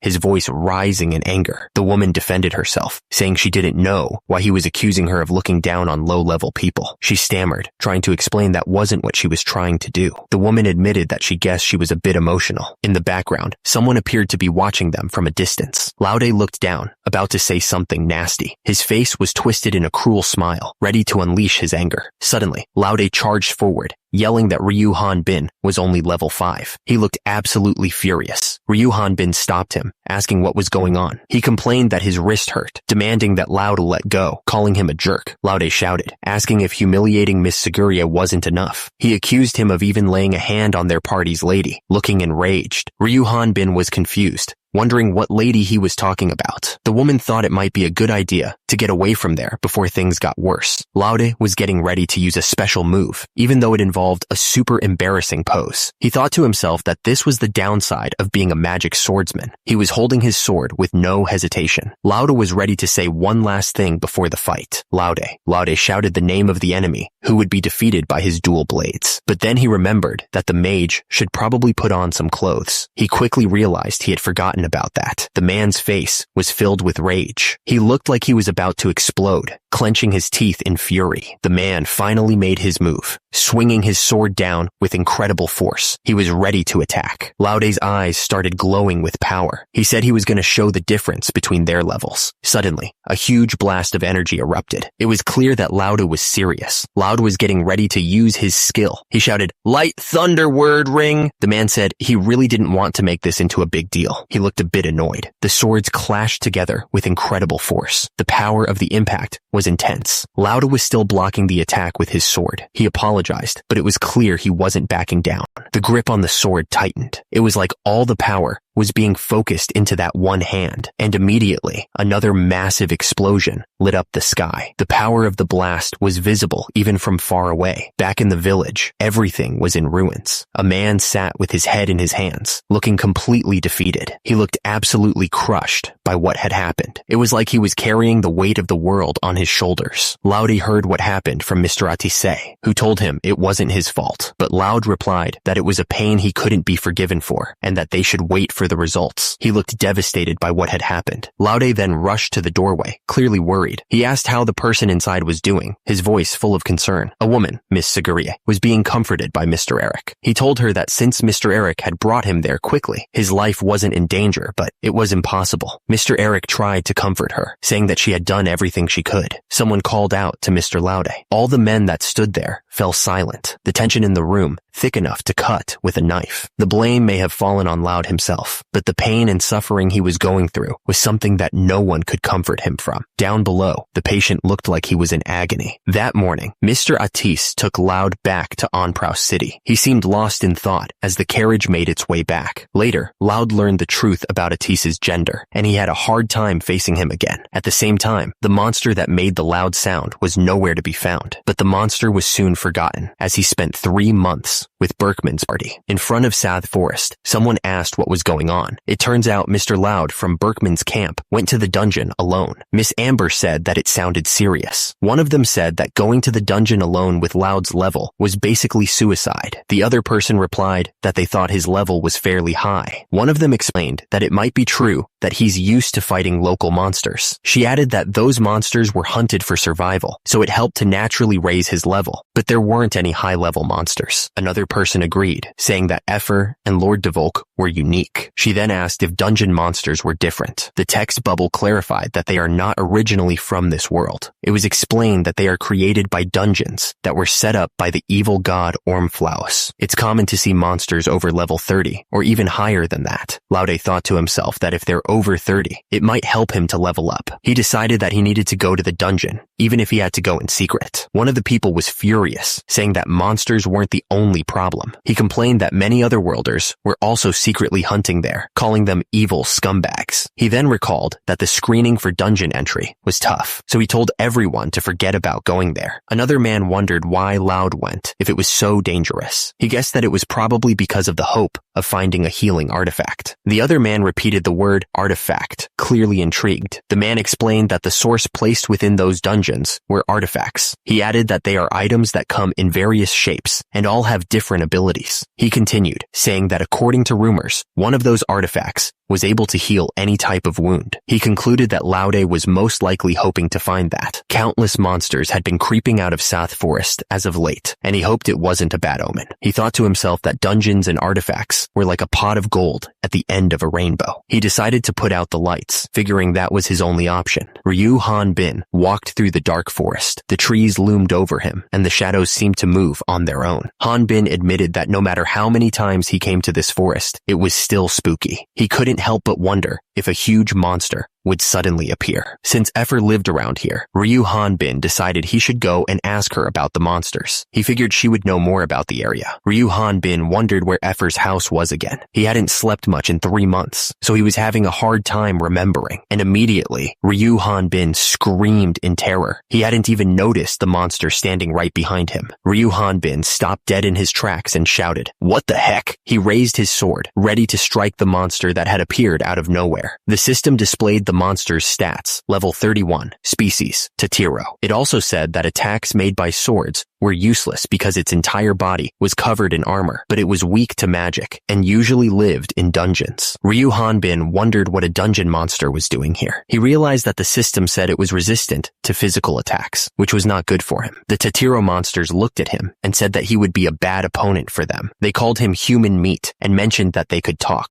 The monsters dismissed him as a mage, saying he just had an insignificant knife. They were clearly underestimating the young man. The Tatiro monsters swarmed Ryu Han Bin, confident in their armor. They mocked his sword, calling it useless. One of the monsters cackled, realizing the guideline had been lying to them. He seemed pretty happy about it. Another monster stared, simply repeating the word knife. It seemed to be processing something. One of the Tatiro realized that Ryu Han Bin's sword was actually knife-shaped magic. He quickly corrected himself, saying it was just a dead knife, and called himself stupid. The monster roared, declaring that the knife couldn't hurt them. He said that they were going to eat the knife holder, meaning Ryu Han Bin. The Tatiro monster looked up at Ryu Han Bin, confused by something. It asked who he was talking about. The monster then warned that the dungeon outside was dangerous. It told him to hurry. Ryu Han Bin didn't listen and kept attacking. Now scared, the monster asked where he was going. Ryu Han Bin stood over the monster, victorious. The tension in the air was palpable. The monster begged him to take it along. It was desperate to escape whatever was happening in the dungeon. The Tatiro reached out, pleading for help. Suddenly, a new monster appeared, towering over Ryu Han Bin. The monster announced its arrival with a loud shout. Ryu Han Bin, ready to attack the Tatiro, was stopped in his tracks. He looked up, completely confused by the interruption. At that moment, a small, bug-like monster crawled out of a glowing portal. It made a strange clicking sound as it emerged, catching the young man completely off guard. Facial transition magic was now active. The destination was set for the Ipan Plains dungeon, so, because of this portal, monsters found their way into the village. But Ryu Han Bin had never heard of portals appearing out of nowhere. He asked if they had made it. Ryu Han Bin wondered if they really couldn't use magic. He was gonna let it slide, but he guessed not. Ryu Han Bin figured he might as well get rid of it. He raised his massive weapon, ready to strike the portal. The monster shouted for him not to destroy it, saying that no one must enter. It claimed that it was under someone's absolute orders. Ryu Han Bin decided that he would just say he didn't see anything. The man ordered the bug monster not to let anyone through, saying that this way, he wouldn't get spotted by other people he knew, and neither would someone else. At the same time, the monster asked if that was really the case. The bug monster nervously agreed, saying that it didn't know anything. It looked terrified. Suddenly, someone attacked, hitting the man hard. He screamed in pain. The man with the axe yelled for whoever was there to stay away. He shouted for Alicia to hang on, sounding desperate. The man swung his axe, calling the attacker a bastard. He was furious. The bug monster kicked him hard, yelling off. The force of the blow sent the man flying, and he screamed in pain. The man realized that kicking and hitting the monster with his axe wasn't doing anything. He figured that magic was the only way to stop it. At the same time, Alicia looked at him with concern. She was obviously worried about him. Suddenly, the bug monster stabbed Alicia. She screamed in terror. The man with the axe yelled Alicia's name, sounding desperate. Alicia started chanting, asking the light to blind her foes like the sun and resonate like a raging thunder. She looked determined to protect herself and the man. Alicia Alicia cast the spell, and a bright flash of light filled the area. The monster was blinded by the sudden burst of light. Raud was hit by the flash too. He realized his vision was blurry, but he could still see with one eye. Because of this, he called out for Renard to use healing wind. He sounded desperate for help. Renard wasn't answering, so the man asked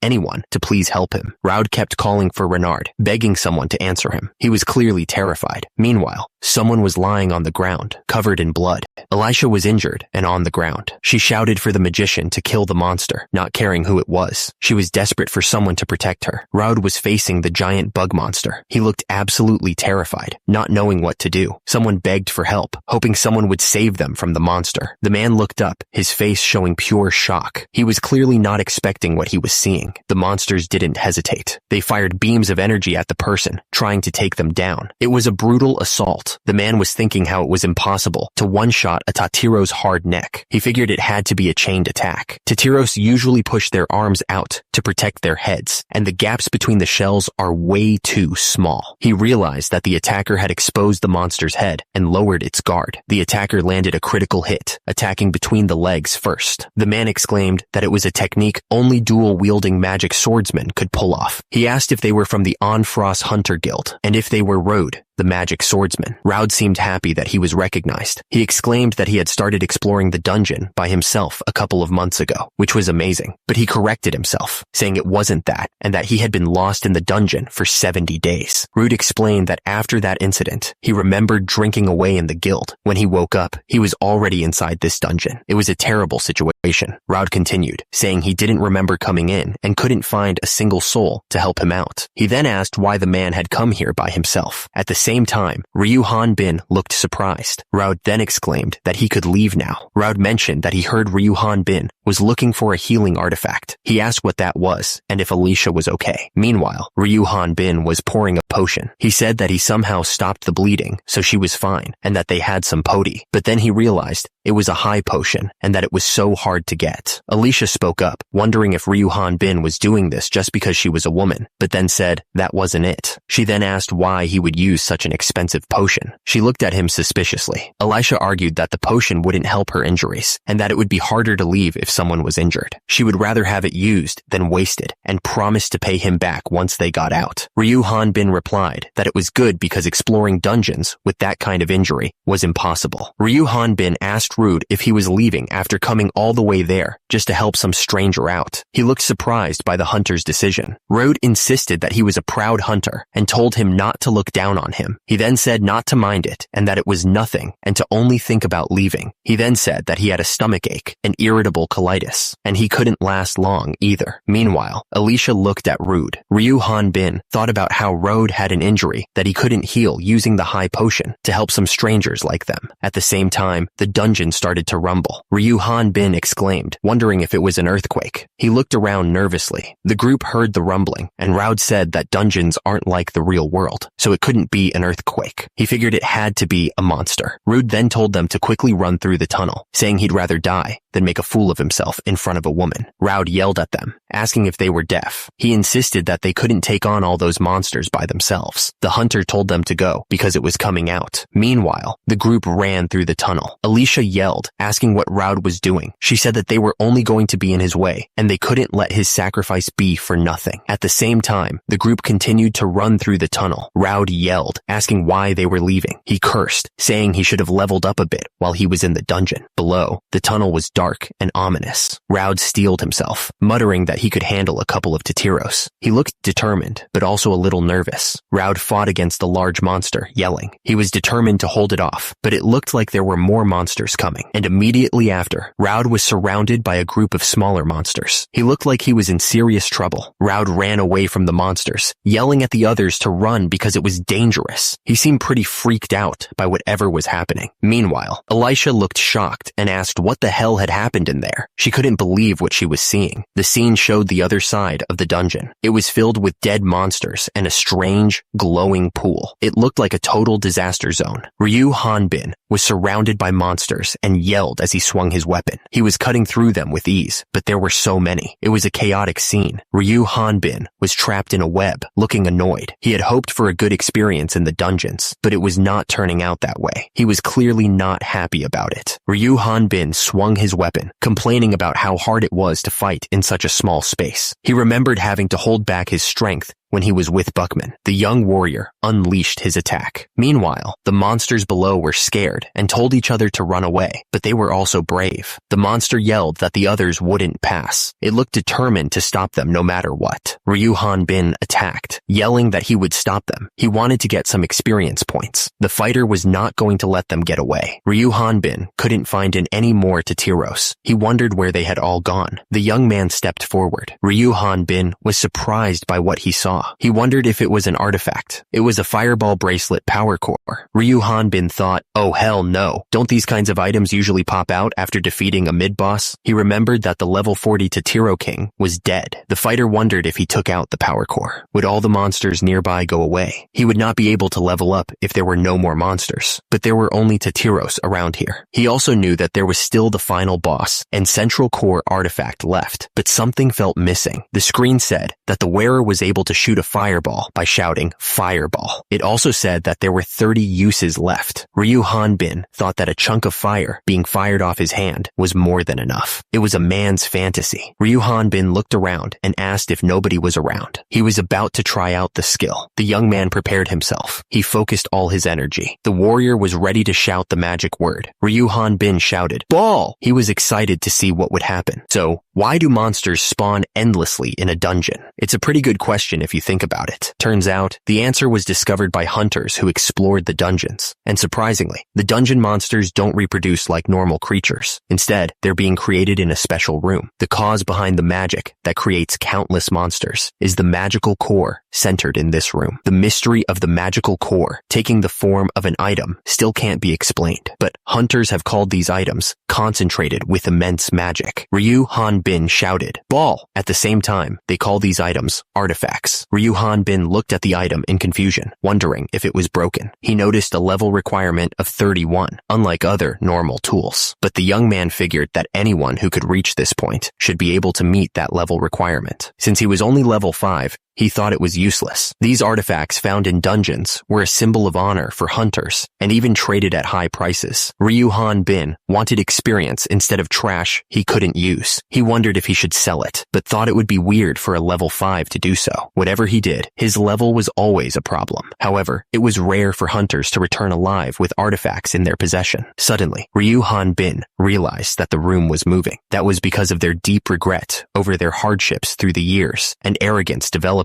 after discovering an artifact. He looked around, trying to understand what was happening. Ryu Hanbin walked deeper into the dungeon, ready to make them believe the hell they were seeing was another opportunity. He was ready to get out of here. He smirked, thinking that this had to be the boss room. He was finally going to be able to leave this place. Ryu Hanbin announced that he was finally out of there. The young man needed to get back before Mr. Buckman woke up, so he hoped the boss would show up quickly. He wondered if all the monsters left together on a trip. They even left the most important dungeon core there, so Ryu Hanbin yelled at them, saying he was going to take it. The warrior declared that once he took that core, the entire dungeon was going to disappear. He yelled that they were all going to be homeless because there was a burglar there. Ryu Hanbin was suddenly attacked by the dungeon's tentacles. He looked surprised by the sudden attack. Ryu Hanbin was now tied up, but he noticed something finally showing up. He looked up, waiting to see what it was. It was the dungeon boss, the tentacle beholder, at level 45. Ryu Hanbin thought about how much experience he would get from it.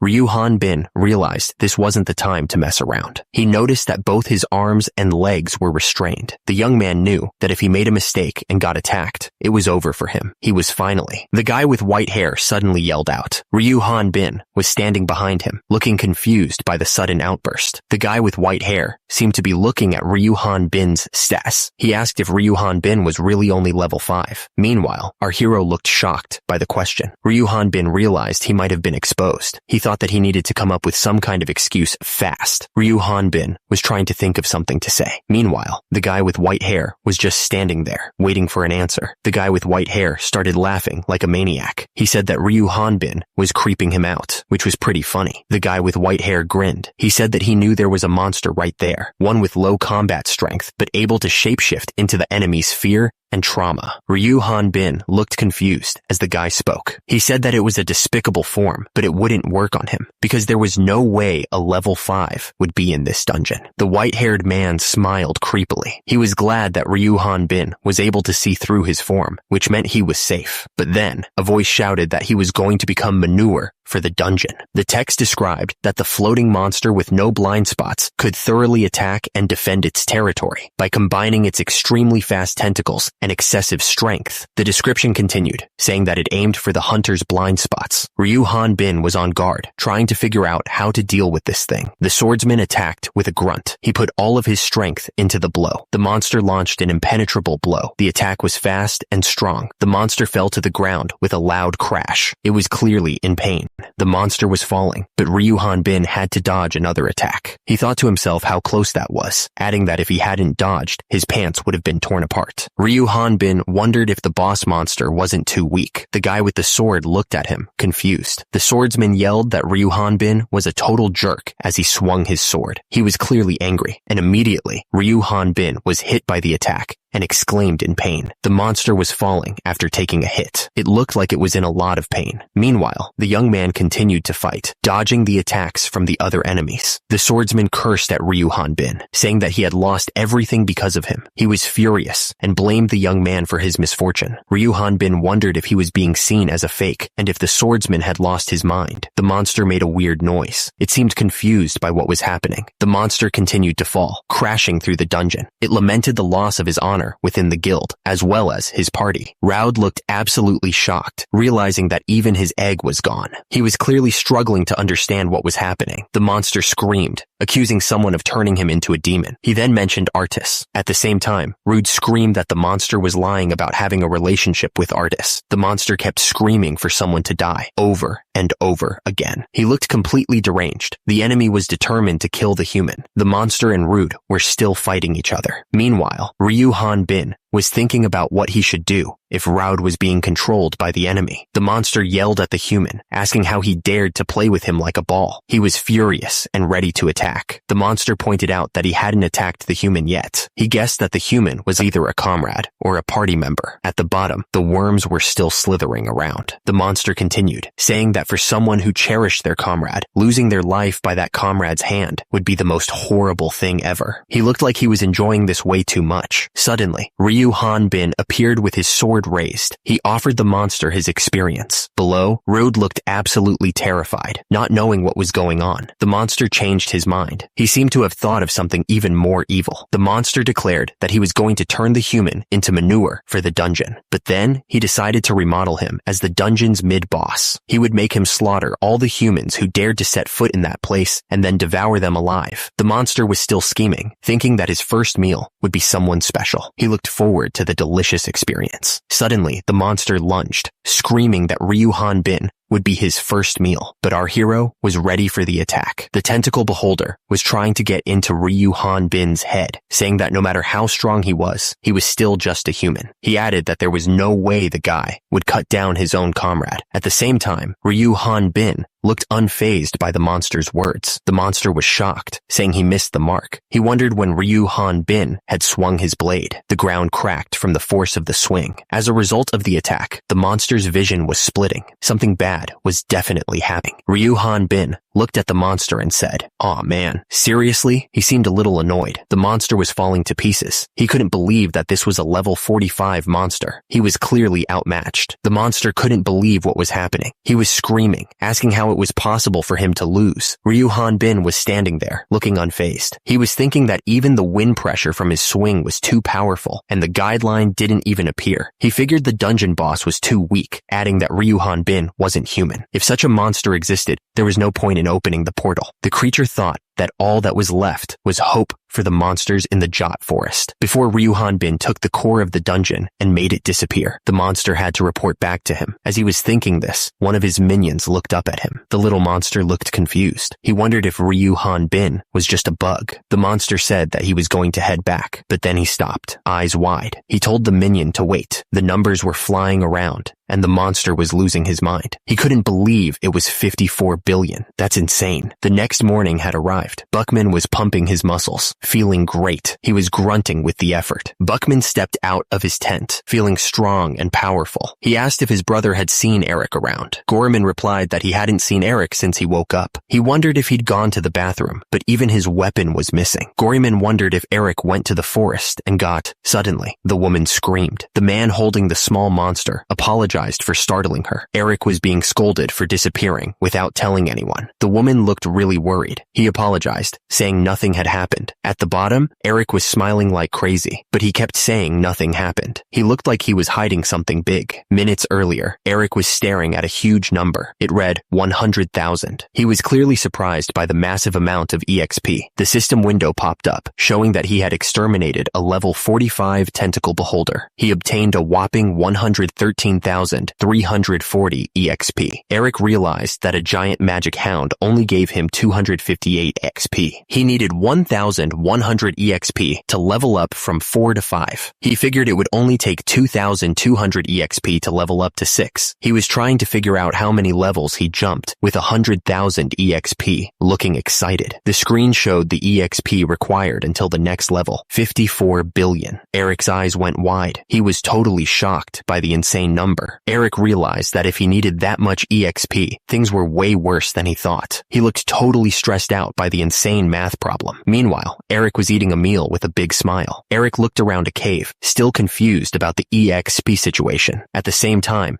Eric was hanging out with a little monster, looking like they were friends. Two people were talking about Eric, wondering if something had happened to him, but the woman said that he claimed nothing was wrong. Meanwhile, Eric was eating a big piece of meat, looking like he didn't have a care in the world. Eric stared at the tent, realizing he was done for. He looked absolutely hopeless. The sky was a mix of orange, blue, and purple, as if signaling the end of the day. A week had passed, but Buckman's group couldn't find any monsters outside of Sayat Forest. As a result, they returned to Onfros earlier than expected. At the gates, the guards stopped their wagon. The guards told them that the carriage was for the Onfros Hunters Guild and demanded to see their permit. One of the men asked what permit they were talking about. At the same time, the man argued that he had worked there long before the guard's dad was even born, but the guard said that those were the rules. An old man asked if something had happened, explaining that they had been gone for 3 months. Then, he recognized the man in armor. He shouted that it was Captain Buckman. The man in the armor said that he was Gorman and greeted the captain. Gorman then asked what was going on. The captain was told that the Hunters Guild had recalled all adventurers outside of town 5 days ago. He looked absolutely shocked by the news. The town looked quiet and empty. The text in the air announced that the Ipen Plain dungeon had closed. Back in the wagon, the atmosphere was tense. One of the men wondered if they should be celebrating the dungeon closing. Below them, the town looked quiet and unsettling. One of the guys explained that he was able to use the portal because he didn't take the core of the dungeon. He figured that someone else must have taken the core and closed the dungeon, which was why the streets were like this. The man then asked who they thought had closed the dungeon. He seemed really confused. One of the people in the wagon said that for a hunter, closing a dungeon was an incredible accomplishment, but only an earthling would hide this fact. He looked really worried, adding that wasn't the only problem. The same man continued, talking about the Inquisitor, who was sent by the church to find and execute earthlings. The Inquisitor would drag people away and torture them to confess, because they couldn't tell them apart from the earthlings. The man added that the Inquisitor targeted any suspicious individual who was above level 20. He was clearly scared. One of the men said that the standard was absurd. He added that Mr. Buckman and Madame Amber were both above level 20. He stated that this was also why most hunters had left the town, because earthlings would never be welcomed. He looked really serious. The man with the beard announced that nothing was certain yet. He told everyone to finish what they had to do. He said that they should reap their rewards because they had been camping camping outside for weeks. He then told them to head to the guild and turn in the demon stones. The guy with the beard said that they should sell the monster materials in Eric's bag. He then told everyone to celebrate how Eric completed his first request. Meanwhile, someone was lying down, looking thoughtful. One of the men asked Amber if she could go with Eric to the Bolton shop, but another person said that she knew where the store was and could go by herself. She told the man to go on to the guild. Another person pointed out that Eric didn't even know the market prices and then asked Buckman a question. The man said that Eric would find out, even if they didn't tell him. He was talking about how valuable what he was carrying right now was. He smirked, knowing Eric would be surprised. The sign read, Bolton shop. Someone inside was clearly surprised by something. The shopkeeper refused to buy whatever it was. He explained that even though Buckman was a loyal customer, he couldn't risk getting involved. He added that the town's prosperity was all thanks to the dungeon. The shopkeeper continued, saying that without the dungeon, no one would stay in a place with an earthling and an inquisitor. He wondered who he would sell his goods to then. The young man looked like he was about to beg him to reconsider. The shopkeeper shouted at the young man, telling him, half? No, half of half. He asked if the guy was deaf. He explained that regardless of money, if an inquisitor, suddenly, a cloaked figure interrupted them, telling them to continue. He said he would wait in line since he arrived late. The newcomer's masked face was unreadable. The shopkeeper was terrified. He shouted that the cloaked figure was from the Church of Darkness, the Inquisitor. He thanked the owner for the introduction, clearly panicking. Ryu Han Bin looked at the Inquisitor suspiciously, wondering what level he was. The cloaked man thanked the shopkeeper for his products, speaking politely. Ryu Han Bin stared at the Inquisitor. His eyes narrowed. He looked like he was trying to figure out what was going on. The Inquisitor spoke, asking what was wrong. The system window showed that his level and species were unmeasurable. He wondered why they couldn't see his level. Eric told him he didn't know what he was talking about. He closed the distance between them in a heartbeat. Eric admitted he heard that a lot, adding that he never lost when it came to heights. But the Inquisitor was really tall. He wondered why the Inquisitor was so shocked to see him, and why he didn't just step back if he was so scared. Eric insisted he had no religion, then asked what fairy tale the Inquisitor liked. The Inquisitor found it weird that Eric was an orphan from a remote village with no religion, yet he was a hunter walking down the street. Eric said he had only recently become a hunter, and that the Inquisitor had the wrong person if he thought he was an earthling. The Inquisitor held up a small device, clearly about to test Eric. The Inquisitor saw that Eric was only level 5, which was impossible given his strength. Eric figured that since he got inspected, he could sell these items, right? The Inquisitor simply responded that he understood. Eric was selling his loot to the merchant. He was amazing, especially doing it right in front of the Inquisitor. He figured it was normal, though. The merchant was having a hard time pricing the items because he didn't have anywhere to sell them now. He was clearly confused. Eric was getting nervous. He thought it would be okay since his level was low. He felt like his heart was about to explode. Eric thought the merchant seemed pretty strong, even though he couldn't see his level. Maybe it was due to the mask. He asked the merchant if that was also an item he sold. Eric was starting to freak out because of the merchant's reaction. No,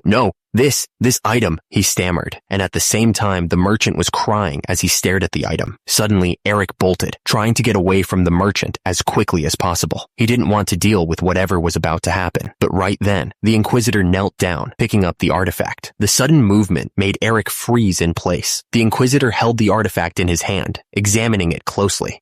What's the explanation for this? He muttered to himself. The Inquisitor looked up at Eric, his voice laced with suspicion. Where did a level 5 obtain an artifact? He demanded. Eric was sweating bullets, trying to figure out how to get out of this situation. He was thinking, I thought it would work out fine. I don't know anything. Should I deny that I don't know? Artist Bannister told him that a level 5 wouldn't go into a dungeon. He added that it was a valuable item, so he should guard it well. Artist thanked him and then said that since Eric was a beginner hunter, he would tell him a story as a lesson. Artist Bannister leaned in closer, ready to begin his story. It was a story that would also serve as a lesson, he said. Artist began his story. It happened 15 years ago in a small eastern village where a married couple lived. The husband was a veteran hunter. He wasn't the leader of his party, but he had the power to attract people. It was just an average day, and his party was in charge of a quest. The veteran hunter was suddenly terrified by a seemingly harmless monster. The rest of his party couldn't figure out why the strongest and most heroic member was acting so strange. When his party members pushed him for an explanation, the veteran hunter shouted that the monster's level was over 800. Since his comrades didn't believe him, he revealed the whole truth about himself. He confessed that he was an earth earthling and that he could see everyone's levels. But at that moment, the monster discovered them. The veteran hunter was left alone to fight the monster, buying time for his comrades to run away. He knew he was done for. Artist looked down, lost in thought. He then asked a simple question. Who died in this story exactly as expected? Artist continued the story, saying that it was always the earthling who revealed his own identity. No, it was never anyone else's fault. Artist explained that the earthling's party leader was spared. Everyone else was killed. The party leader was exempt since he reported the truth to the Inquisitor, and the other party members died while being investigated for suspicion of taking sides with the earthling. As a result, their remains were left as a warning. The earthling, who miraculously survived, returned to his home. However, the villagers, who heard the rumors and were influenced, burned the house down. There was no person left who welcomed him. He massacred all the villagers and ran away, completely consumed by rage. Artist Bannister stared down at Eric, reminding him that anyone involved with an earthling ends up miserable. But he wondered what sin a level 5 like Eric could have committed. Artist continued, asking what reason Eric had to tell him this story. He added that getting rid of an earthling's artifact by using a naive beginner hunter was a common thing. He offered to give Eric as much protection as he could with his own power. The air thickened with tension as Artist demanded to know which party Eric belonged to. His eyes narrowed, waiting for an answer. Before Eric could answer, a sudden strike came from the right, hitting him hard. He was caught completely off guard. The force of the blow sent Eric flying backwards. Who was attacking him and why?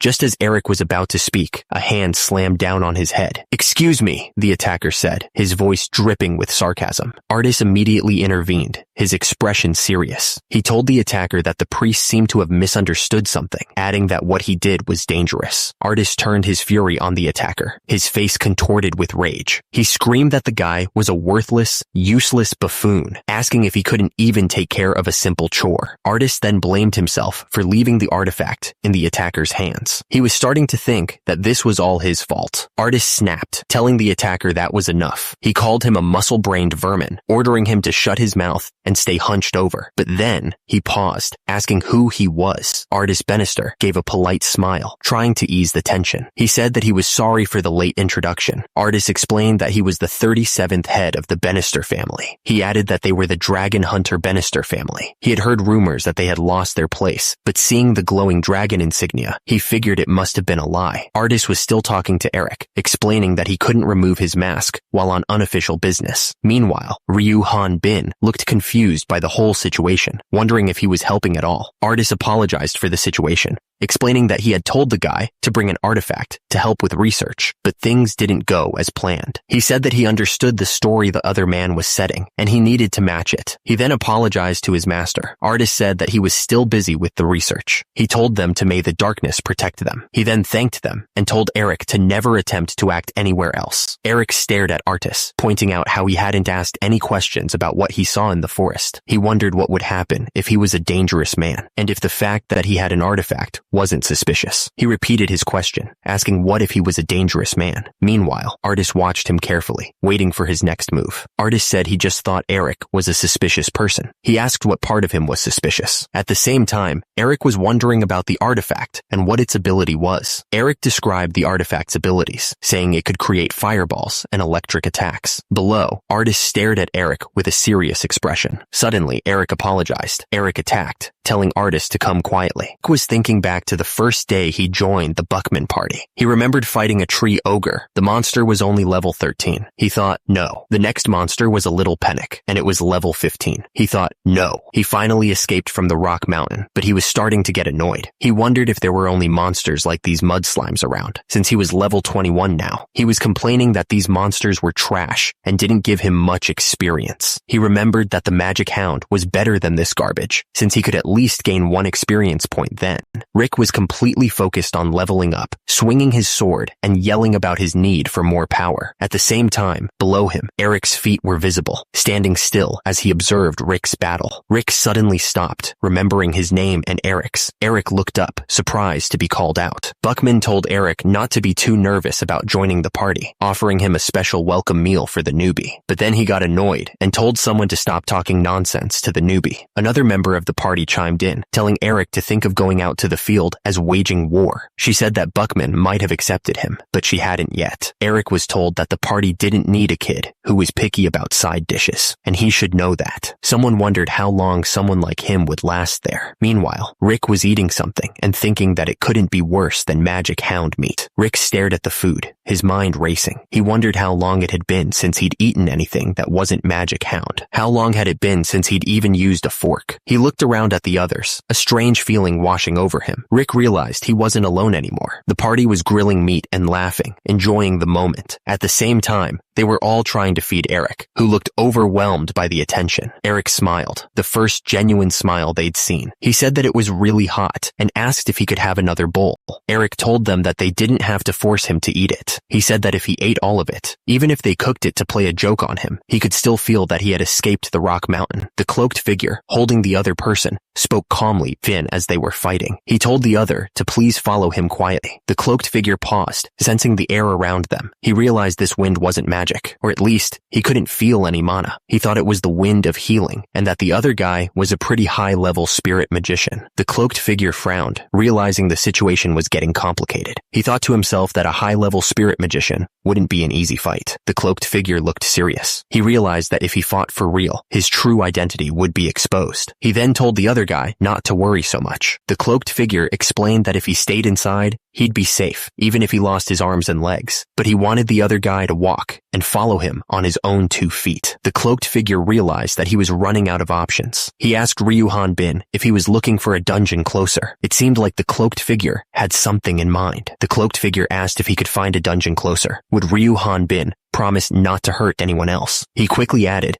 that they didn't have much time to waste. Ryuhan Bin looked the cloaked figure in the eye. He declared that he was the dungeon closer they were looking for. Suddenly, a voice echoed through the dungeon. It announced the return of a hero as light flooded the entrance. A man stepped forward, a mix of surprise and embarrassment on his face. He admitted he hadn't expected to actually return. He was also ashamed, admitting he hadn't realized someone could close the dungeon alone, adding that it was full of hardships. Raud was remembering the dungeon incident. Turns out, he had ended up getting knocked out. He was disgusted. He had defeated the boss without even realizing it. He took out the dungeon nucleus and closed the dungeon, but then it vanished, leaving them to starve in the middle of nowhere. Raud continued, explaining that they had found him as they were leaving Onfros. He was just grateful to be alive. He added that he had found them first, and they had saved his life, so they should at least do this much for him. Raud looked at them with a strange smile. He told them to look carefully, because the legend of Rude was about to begin right now. Raud suddenly yelled that he wasn't the one. He told the others to get inside right away. Rude Estelpia was 21 years old. The guards said they were putting him in a cell for now, adding that they thought the artifact was real. Meanwhile, the 2 people were talking about Rude. One of them admitted that he didn't know Rude was a dungeon closer, and that he thought he had temporarily become a monster back then. He didn't realize it was really Rude. The representative of the Church of Darkness apologized to the others. He insisted that the church hadn't done anything wrong, but he was still worried about what would happen to Rude. The Church of Darkness representative explained that Raud's location was a secret.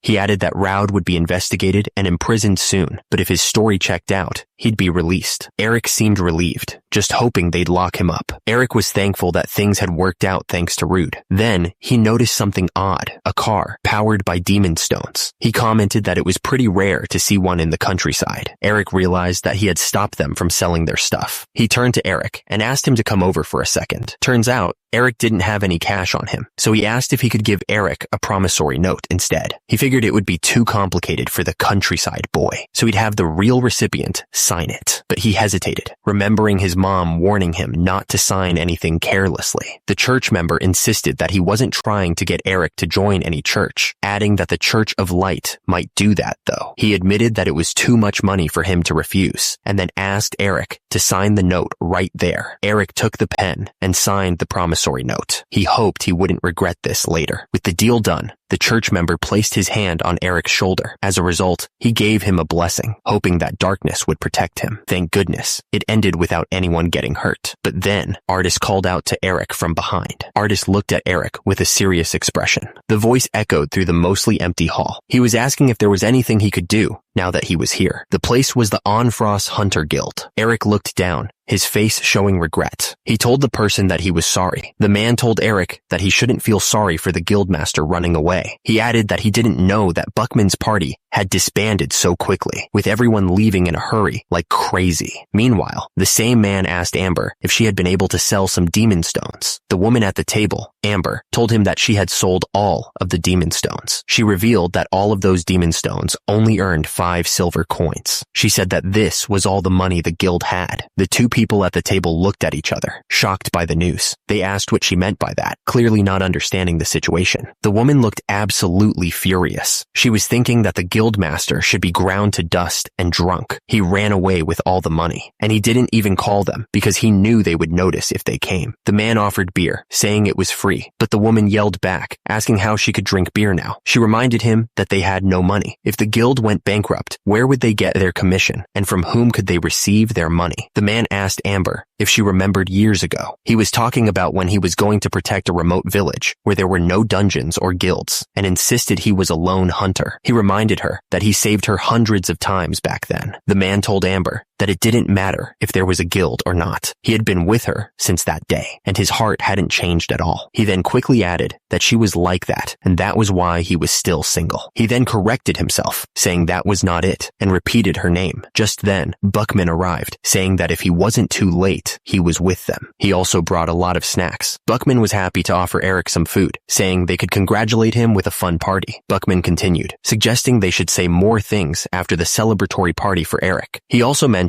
getting together alone with the woman once everybody was gathered. The party was in full swing. Everyone was eating and drinking, enjoying the moment. The group seemed relaxed and happy, enjoying the food and each other's company. Suddenly, the man looked utterly shocked. He was thinking, why, you? Everything had been so calm just a moment ago. But suddenly, the door below exploded inward with a loud crash. Buckman looked absolutely furious. He was about to do something about this. The guy who'd burst in was holding Eric's bag tightly. He was panting hard as he demanded to know why the man had it. Eric was in bad shape, looking up with pure terror in his eyes. He begged someone to help him. The guy holding the bag went down hard. Buckman didn't hesitate, running straight at him while Eric was shouting for Artis. The guy who'd burst in was still out cold, but several people were already hauling Eric's bag away. It was a heavy-looking thing, stuffed to the brim. Artis was sitting down, looking pretty relaxed, all things considered. He said that Eric was amazing for carrying all that heavy stuff. Buckman stepped forward, looking concerned. He demanded to know what was going on and why they were carrying Eric's bag. He pointed out that the materials inside were gone, which was not good. Artis looked up, a little worried. He asked if something had happened to Eric, explaining that Eric had asked him to do this. Buckman ignored him and kept digging through the bag. He called out to the others to take a look at what he'd found. The hunter stared into the bag, eyes wide. There was money inside, and a lot more than he expected. Turns out, each of those bags was packed with 1,000 EX, and there were 10 of them. That was a lot of cash. Buckman's jaw dropped. How many monster materials had Eric sold to get this much money? It was way too much. At that moment, Artis spoke up, telling Buckman that Eric had also asked him to give him something. Buckman took the item, his eyes fixed on it. He just nodded, confirming that he recognized it. Buckman looked at Artis, needing to understand. He asked if Eric had mentioned why he was quitting. Artis looked down. He said he didn't hear the reason either. Just that, far from the others, a figure walked through the town at night. He seemed to be leaving, disappearing into the darkness. He looked absolutely terrified, like something was chasing him. The fear was written all over his face. Back at the Hunters Guild, someone held out a piece of paper. He asked if they could recognize what it was. The man stared wide-eyed at the paper in his hands. He looked completely stunned by whatever he was reading. The paper was a strange golden coin. It had a map etched into its surface, and the words Great Earth written around the edge. The words Great Earth seemed to be the most important part. They were engraved deep into the coin. The man's eyes widened as he stared at the coin. He was thinking that Great Earth was destroyed by the 4 heroes 20 years ago and disappeared since then. The man in the cloak said it wasn't something he knew. He seemed to be thinking hard about it, though. The masked man continued, saying that since he was only level 5, it wasn't something he should even know about. He seemed to be looking down on the other guy. The masked man started writing something down. He said that because the other person was only level 5, he couldn't possibly be from another world, clearly doubting him. The masked man's expression turned dark. He muttered, but just in case, as if he was bracing for something bad. The masked man showed a series of disturbing images. He warned him not to forget the ancient story he had told him, as if it was a threat. Suddenly, a fist slammed into the ground with incredible force. The earth cracked and splintered under the blow. Ryu Han Bin stood over the broken cart. His fist clenched so tight, his knuckles were white. He muttered that he wasn't. Ryu Han Bin's eyes narrowed. His face hardened with a resolve that didn't quite reach his soul. He admitted that he wasn't doing this because he wanted to. The group of toughs surrounded Ryu Han Bin, their expressions a mix of anger and confusion. The air crackled with unspoken threats. The men's faces contorted with rage, their eyes burning into him. They looked ready to explode at any second. Meanwhile, back at the guild, Amber and the other women were in a panic. One of them said he couldn't just quit like that, and they should go talk to him, asking what more did he need to hear. The man insisted that he was definitely going to tell Eric to think things over again. But then he told the others to stop, calling Artis brother. Artis's brother looked determined, but he admitted that he couldn't force anyone to risk their lives doing their dangerous work. The group looked at Artis, concerned, but one of them just said his name, not sure what to add. Artis's brother added that if they ever met Eric again, they should tell him that they always welcome bag carriers. He added that he would fix him up and re-educate him completely. Amber looked determined and said that she would do her best to get him to come back. She muttered that if that scumbag came back, she wouldn't be too nice to him. Artis told her not to be too hard on Eric because he might have been too cold to him. Atis looked down, his red eyes intense. He muttered that he didn't know what was going on, but even just a little. Atis's face was close, his red eye filled with emotion. He confessed that he was jealous. Eric was surrounded by a bright blue light that shook the room. Something was happening to him. Someone offered Eric water, and he took it. The old man shouted that he was awake. The other man told the old man to go away, saying he had done good work. Eric looked around, confused, and wondered where he was.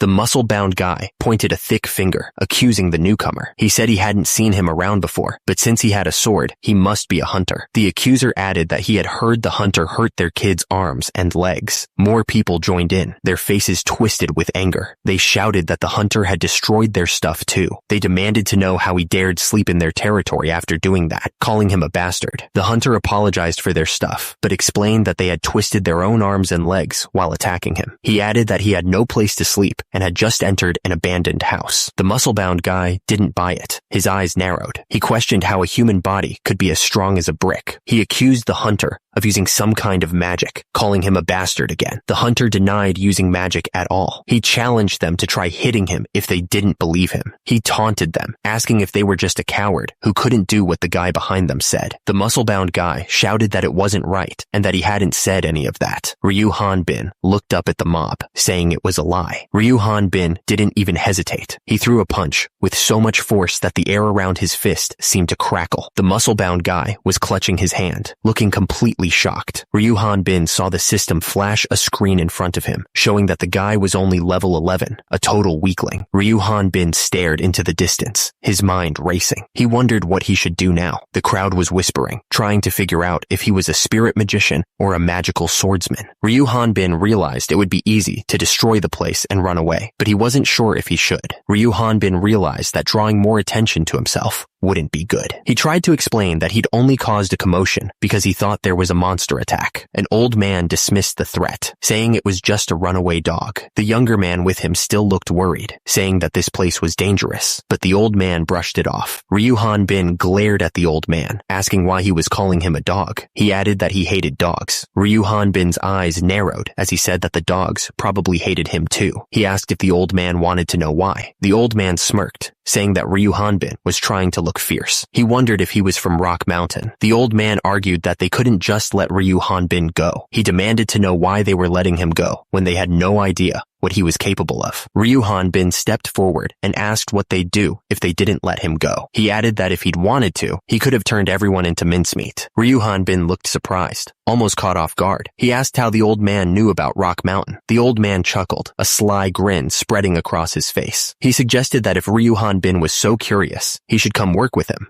After the dungeon was destroyed, the world was still trying to recover. The destruction had changed everything. The story now takes place in Onfrost City, specifically in the suburban area on the East Castle Wall. It was a place trying to rebuild. Many houses were damaged and people were trying to fix them. The whole area looked like a disaster zone. One of the robbers laughed, saying the house was pathetic. He ordered his people to take all the kitchenware and furniture they could find to sell for money. A woman holding her child shouted, asking why they were doing this to her family. She said they must not have heard who the man of the house was. The robber grinned, boasting that they would end him today. He even added a deer to the end of the threat, like he was talking to his wife. Suddenly, the old man burst into the room, looking absolutely furious. He shouted at the robbers, asking what the hell they were doing. The old man warned that they were in his house, messing with his family. He told them not to lay a single finger on his loved ones. The robbers sighed, saying the old man was making him tired. He ordered someone to get the hammer. The old man stared at the weapon in disbelief. He stammered, asking if that thing was really a hammer. The attacker just shrugged, carrying the massive rock hammer over his shoulder. He said it was just a rock on an iron spike, like it was nothing special. The old man yelled that even if the guild closed down, he was still a hunter. He insisted that he could fight against them. The attacker didn't even flinch. He just calmly stopped the old man's sword with his bare hand, the metal screeching against his skin. The attacker stared down, his eyes cold and lifeless. He told the old man to step aside, like he was a bug to be brushed away. The old man stared in disbelief. He stammered, realizing that his sword wasn't even cutting through the attacker's skin. The attacker's muscles were so huge, they looked like they were about to burst through his shirt. He looked like he was made of stone. Then, the whole house exploded from the force of his attack. The attacker was standing in front of the rubble, and someone shouted that he wasn't human, that he was a monster. Meanwhile, a family watched with worried eyes. They didn't know what was going to happen next. Turns out, the Onfrost Architecture Association was strongly supporting this whole project. They were the ones trying to fix the city. The man explained that they fixed the city's castle wall and tore down old, broken houses. They were trying to make things better for everyone. The man explained that they were also providing durable housing. He added that their houses were made of the same stuff as the noblemen's, mixed stone, and they finished it with golem magic to make it even stronger. He continued, saying that they put a special slime resin coating on the houses to stop monsters and enemies from climbing up. He added that if they agreed that soldiers could use the house in case of emergency when citizens needed to get out, then the bald man then said that they could live there without paying rent, and as they stayed, they'd even get support money for helping to keep the castle wall up. He admitted that they had explained all this before, but he had been drunk then, and he apologized. The man sighed, saying that he'd had a hard time with hunter work lately. He said they'd helped him so much, he couldn't thank them enough, especially the guy standing behind them. He admitted that he had shoved his sword at Ryu Hanbin, and now he didn't know how to apologize. The bald man asked if he had no more work there, right? He pointed out that the other man was apologizing, and told him not to be like that, asking him to please have a meal with them. Ryu Hanbin looked serious. He announced that he was going to make a report about the situation. Baldy looked at Ryu Hanbin with anger. He said that Ryu Hanbin was talking to them nicely and demanded to know if Ryu Hanbin was being horrible. Ryu Hanbin stared at the group. His eyes narrowed. He muttered that they were weird and asked what was so weird about it. Baldy laughed, calling Ryu Hanbin weird. He wondered if there was anyone worse. He added that Ryu Hanbin didn't have to force himself to be there, but he could accept the apology from the other man. The tension in the room was thick enough to quiet with a knife. A small child reached out and grabbed Ryu Hanbin's leg, completely unaware of the conflict around them. The kid looked up at Ryu Hanbin with wide eyes. He pointed out that Ryu Hanbin was weird and not from this world, which made Ryu Hanbin freeze. Ryu Hanbin looked down at the children, his expression softening. He started to say something, but only got out the word, "Look." Ryu Hanbin knelt down, his face etched with regret. He apologized, his voice barely a whisper. Ryu Hanbin stared at the floor, his mind racing. The weight of his strength, the years of fighting, and the revelation that he was an outsider crashed down on him. Baldy was completely taken aback by Ryu Hanbin's sudden apology. He stammered, repeating the words back in disbelief. He thought that Ryu Hanbin must be furious, but he couldn't understand why Ryu Hanbin apologized. Turns out, after joining the association half a year ago, Ryu Hanbin gets 600 EX for each job. Someone pointed out that's higher than the middle-class hunter. With his help, work that would have taken a month is finished in a day. So, Ryu Hanbin is already famous among architecture businesses in other cities. But the thing is, nobody could talk to Ryu Hanbin. He seemed like he was in his own world.